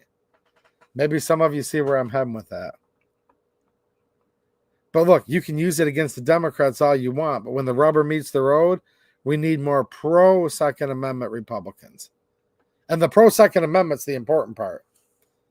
It's just the problem is you have to say pro-Second Amendment Republican nowadays because I haven't found a pro-2A Democrat in a really long time. They just don't exist. Dude, I just care about the Second Amendment. I can't stand this two-party system. If we literally had like a pro-Second Amendment Democrat, like a real deal one, that was voting against all gun control, voting for all of the repeal, dude, I'd be ecstatic. I'd be out here right now being like, look, like this isn't a party thing. You've got pro 2A Democrats, you've got some pro 2A Republicans. It's just I can't find any pro 2A Democrats at all. Like not even one. I'd like to. Some of them said they are. But here's the problem. This is again where I'm not mad at the reps that passed it, but it's like that was the little bit of a problem with that sales tax exempt for the gun locks. Now all the Democrats get to crawl around and be like, what? 2A EDU lies. I am pro Second Amendment. I voted to exempt gun locks from sales tax. Right? Well, yeah, Grand Turkey. I agree. We need pro Constitution. Period. Obviously, yes, of course. I completely agree with you.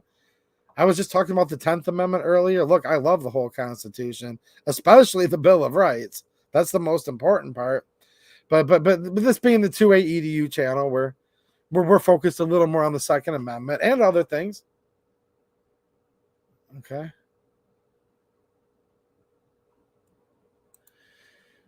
Wow, armed security okay for drunks, but not children. I don't understand that context, MC Joe. I didn't see anything like that in that bill that I read at all, actually. It was just saying like private businesses that want to make that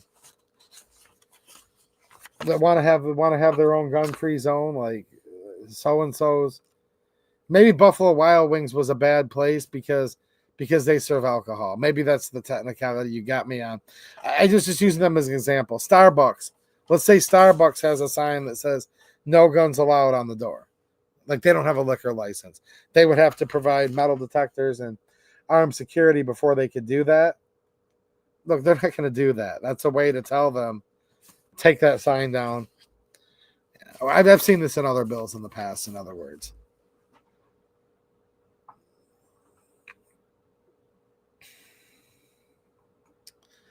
All right. John Q. Public with another super chat. Well, thank you, John. He says, I'm at my wit's end with this anti-2A nonsense. Yeah, me too. That's why I'm trying to report the good with the bad, with the neutral. I guess the sales tax exemption thing is kind of neutral. I just didn't like it for the reasons I said earlier, but whatever. But yeah, man, like this Senate bill 111 is insane. House Bill 4213, I think, is a good thing. Maybe it'd be nice if it repealed, if it also repealed the prohibition on a bar and a tavern. But maybe there's reasons for that too. I just wanted to see what you all thought right away because I have yet to talk to the bill's author on this. You guys are just getting a real quick preliminary. Maybe he's like, well, yeah, but that needs to be in another bill. I'm just saying maybe. I have no idea. I do not want to speak for the man. That needs to be in another bill because it has to do with the Michigan Liquor Control Act. And maybe that's the next. There might be some technical reason why. Or it might be that he doesn't think people should be able to carry guns in a bar. I don't know. I really don't. I want to be totally fair about that. But I do see all the rest of the pistol-free zones on the back of your CPL. If you have one, go look on the back of it. It appears this bill would repeal all of them. All of the rest of them but that one. And that's the thing that's hard for me. It's like, wow, this stuff gets like so like weird and esoteric. Like there's the whole like what's the person's will, why they want to do something or not. That's one thing. And I'm good at talking about all that. But sometimes it's like, no, you don't understand. Like physically, technically, since this stuff's found pursuant to this public act and this other stuff's found pursuant to this other public act, this has to be herein this bill, and then herein this other bill has to be that. I'll give you a perfect example, actually. If you look at Representative DeSantis' repeal red flag package, well, it's 3 bills that all have to pass to repeal red flag laws in Michigan. Why? Well, it was 3 separate bills that got signed into law to pass it. And that just goes to show you how frustrating all this is. And why I understand John Q. Public stance. You just get at your wits' end. There's gun control in so many vast swaths of Michigan law that when they go to pass more gun control, they can't even pass it with one bill anymore because some of it has to be with the health code. Some has to be with the school code. Some has to be with the criminal code. Some has to do with the civil code. Because there's just such a big net that's like all encompassing on everything. Sometimes you need multiple bills, several bills. In some instances, many bills need written just to repeal what we would consider just one thing, like the red flag laws. Did you guys ever wonder that? A quick piece of trivia for you. Maybe you're a little smarter after this. We don't call it red flag law. Have you ever noticed that? It's like these red flag laws need to be repealed within us. The reason why is Michigan doesn't have a red flag law. We have red flag laws because there was 3 public acts that all each got passed. And that's why we have Michigan red flag laws. And that's why in many cases it takes multiple bills to repeal what we would consider one subject matter, but it's so convoluted, it's actually intertwined. Yeah, I know. John Q. Public with another super chat. Well, thank you, sir. I appreciate it, man. He says Sam Adams and John Adams operated taverns with arms. Well, there you go.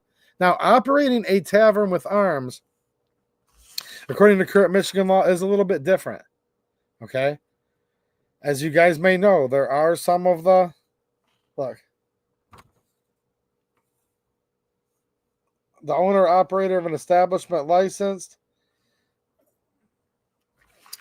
I'll have to go through. I'm not a lawyer, but there is an exception. I think a lot of you are familiar with that. There is with certain permissions within a bar already, and like their security and the owner. And yeah, I just don't. I want to stop and not say too much until I have it all right in front of me, because nothing here is ever to be construed as legal advice. But there are provisions already where the operator of the bar, okay. But we'll have to see what the intent of that part of it is with the bill. All right, let me see if there's any more questions here.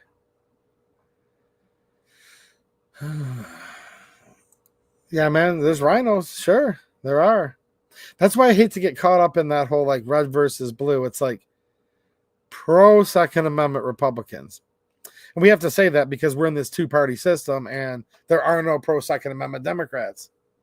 Dude, look at my viewer count. It says 111. Wow.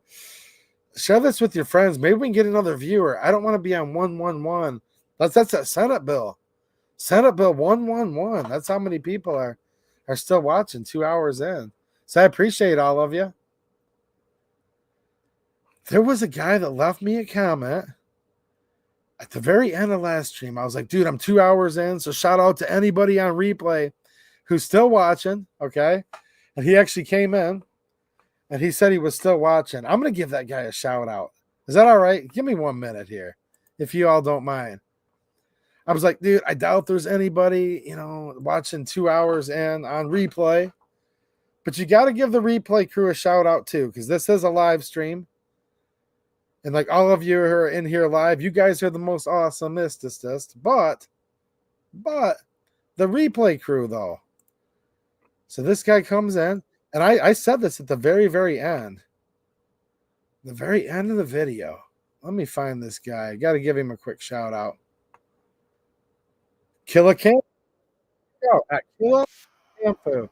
He says, I'm that replay guy who watches all of them to the end while I detail cars on the weekend. So shout out to the replay crew, especially Killa Camfoo.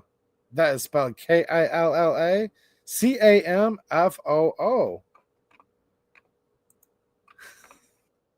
But yeah, man, I'm sitting here. I'm like, yeah, nobody watches this late on replay, but they do. All right. Well, I just offended somebody. Now I'm down to 106 watching. Oh well, at least I don't have the 111 because that was a little bit scary. Senate Bill 111. There's the two-way community for you, right? I'm like, hey man, share this so I can get another viewer. I don't want to be stuck on 111 anymore. 5 people run out as fast as they can. That's all right. All right. Do I have any more questions that you all might have? There's no new alcohol laws, nothing like that. This has been there's prohibited places where you can't carry with a CPL on the back. We have a new bill in the Michigan House that will repeal almost all of those areas.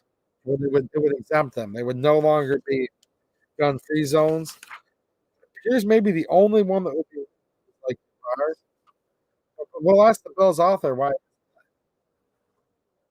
Because there might just be like, oh man, I don't think people should carry in a bar, or it could be no, there's a technical reason that has to be separately. I don't know. What's up, Eugene Worth? How you doing, man?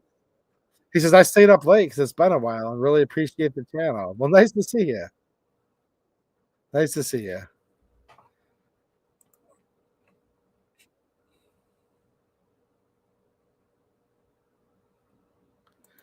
Where do I think the forefront of the revolution? Many places, actually. That could be a whole topic in and of itself, but it's getting to be a little bit late. They met in many. And trust me, contrary to popular belief, the bars and taverns were not the only places the founding fathers met. May have been including that. I'm just saying, of course, but they met in many places. Lots of accounts of that. Then state media says, shout out to anyone who watches on replay. Right on. All right. I am safe. You guys have any questions? Okay, John Q. Public says I campaigned as a pro 2A constitutional sheriff in Macomb County and only got around 10,000 votes. Maybe Macomb County doesn't like the Constitution so much. Is that what it is? I'm not sure. Not sure who your opponents were either. I don't live in Monroe County. Grand Turkey. What's the pool like for the next election? What state are you looking at? Michigan, I assume, right? And if you are, well, there's a lot of them running for governor now. I don't know if these are official yet or not, but I heard Rinke, who ran last time, is going to be back. I'm not saying they officially declare, but I hear he's back in the race again. Probably Chief Craig, former Chief Craig. There's quite a few. Eric Nesbitt, Senate Minority Leader, the one that invited me to be his special guest at the State of the State. And yes, I still need to get you the video that I took from that. It's still good video. I'm still going to get it up on the channel, I promise. I just had quite a bit of work to do, getting stuff ready for the spring.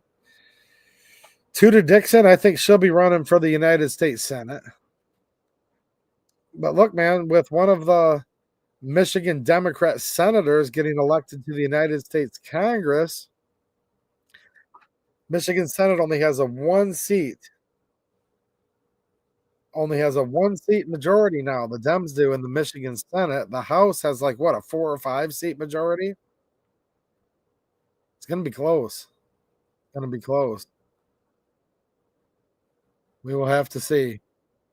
We'll talk about that. We got another year or so before it really, really heats up. Ryan Kelly, did he officially put his hat in the ring? See, some of it's kind of like people are.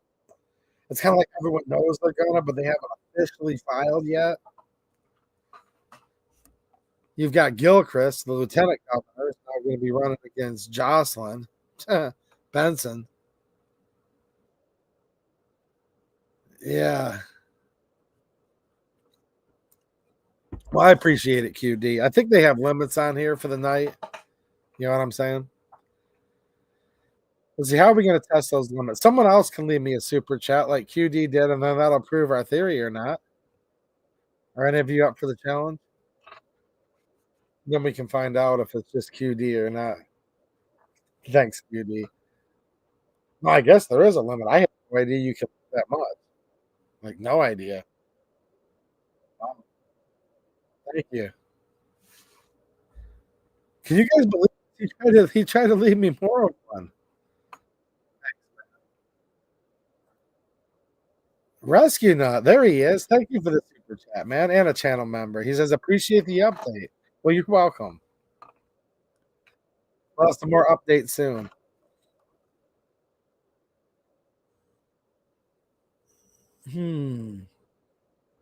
Yeah, when you go to the Michigan Capitol, you can go around and see all the portraits of the governors. You can see some of the governors' portraits in my recent community.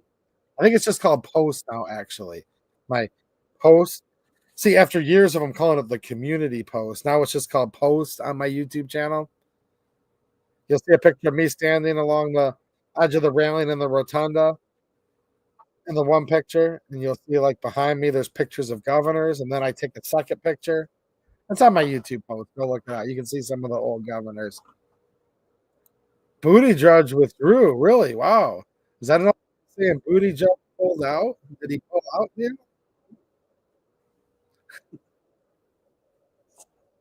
It's like, am I the only one that caught what I just said there? Booty Judge withdrew. I said, did he just pull out? Oh, these are sick people. And trust me. All right, well, I'm going to jump off in just 1 second here. I just wanted to open it up because we did meet the super chat goal tonight. You know what I should do, QD, next week? I should probably do a channel member stream, shouldn't I? Should I do that? Well, I want to make it where it's for everybody, though, too.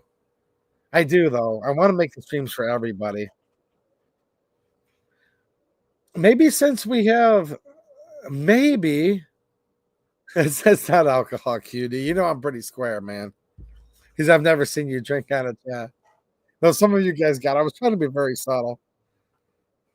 Dale says Booty Judge withdrew from the race. Well, I mean, stuff you guys don't want to think about. I'm kind of messing with all of you at the very end here.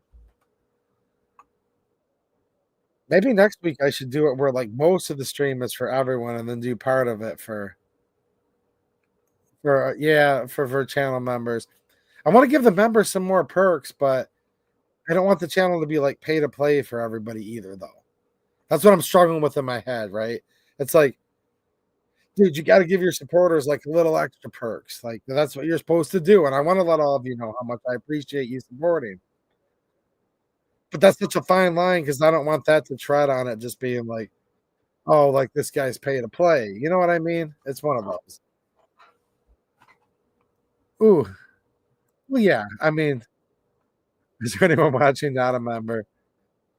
Dude, QD's helped as many people as he could with those memberships, and I was just trying to think of a way to, you know what I'm saying? Yeah, I understand that, Randy Smith. Short on funds, aren't we all nowadays? I hear you, man. What's up, Harry Gremley? There he is. Nice to see you, man. Good night, CNT.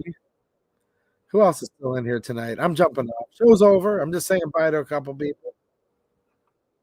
Someone will chime in later on. 2A EDU. It took him too long to say goodbye. No, it's all good. I just want to it's nice to see nice people, right? It might sound a bit, but oh well, I don't care. Sometimes it's just nice to see a bunch of good people because that's kind of a little bit rare every once in a while. Sometimes it's hard to find a bunch of good people in one place. MC Joe. Eugene Words, yep, family friendly channel. That's why I stop and I'm like, well, somebody said you need to be a little bit nicer. I'm like, I know. And then someone will come in too, hey, EDU, you're too nice. And then they'll leave me a thumbs down. You know what I mean? It's like you can't win sometimes. Sometimes they no, this is serious too. I'm not joking with you guys. I mean, you gotta laugh it off, right? You have to. So we're laughing, but we're being dead serious right now. This is without fail. One person will come in, you're too nice. What's wrong with you? And then 5 minutes later, they'll say, dude, you're not nice. Oh, like, you need to be a lot more nice. It's kind of like one of those things, right? You know what I'm saying, Avi? Avi, you're a big proponent of the First Amendment, aren't you? Well, Second Amendment, obviously, because you're hanging out here. What's up, Kent? Nice to see you, Kent. Rebel to the core, right? Am I right on that? There she is. There's Jane Locke. They said something in that one article about a 70-year-old woman with a gun, and for some reason, it made a lovely Jane Locke. You know what I mean? For some reason, when you think of a lovely, nice looking young lady, by the way, 70-year-old with a gun, you think of Jane Locke. Carries a gun everywhere she goes. One time. Did you guys hear about that? She almost went over and went like she was about like this, and I said, "Oh!" Like I backed off a little bit, but we were still friends. It's like I mean, I backed up just a little bit though. It's like you don't really want to. You guys know what I mean. Fun to learn's hung out with Jane. She's a good old gal. You wouldn't really want you back up a couple steps if she raised your hand just for a minute. Mike Reese with a super chat. Well, thanks, man. I appreciate the generous super chat. He says 2 ways the reason we are still a little free. Never give up and never give in. I hear you, man. I do. As much as we complain as we're not as free as we should be, obviously, clearly though, things can get a lot worse. And that's why we're here on this channel. And I definitely appreciate that message and agree with you 100%, man. Thank you. Let's see who's coming in here. Any of you guys been in a fight with Jane lately? Harry? Harry said he knows better. Well, I mean, one of these Marines are going to come in. They'd fight her, maybe. One of these Marine chicks that watches the channel. Jane says, just don't sneak up on me and we're cool. Man, I mean, I was sneaking up a little bit. That is true, guys. I have to give it to her. Nobody's watching anymore, right? Because I already said the stream's over a long time ago. I do have to admit, dude. Would you believe that? Would you believe that, Harry? I did actually I did sneak. That she's not joking. She's not joking. See, oh man, come on. I tried to paint her as all bad. You know, it's like, yeah, right. But she's like, well, just don't sneak up on me. And here's the problem, QD. We're walking, and I snuck. And I'm like, hey, you, and she can like that, and it's like, whoa, don't sneak. Man, I should have ended the stream a long time ago. I liked the story the way I told it more. I said, guys, I was just walking down the sidewalk. I was being so nice. I was being so perfect in every way. And for no reason, this mean person, Jane Locke, she just went to rise her arm up at me and strike me. Wasn't that a more beautiful story? But I just stick around being too nice and saying hi to people. And then she brings this up. But I can't lie. I did actually sneak just a little bit. Not too much, though. But I did sneak. All right. I'm looking forward to seeing you up again soon. Hopefully over on my locals, the Rhymes with Fumble stream down there in the description. If not, stay tuned for a video this weekend, and I will see you all back out here again soon. All right. Thanks for watching, and have a good one.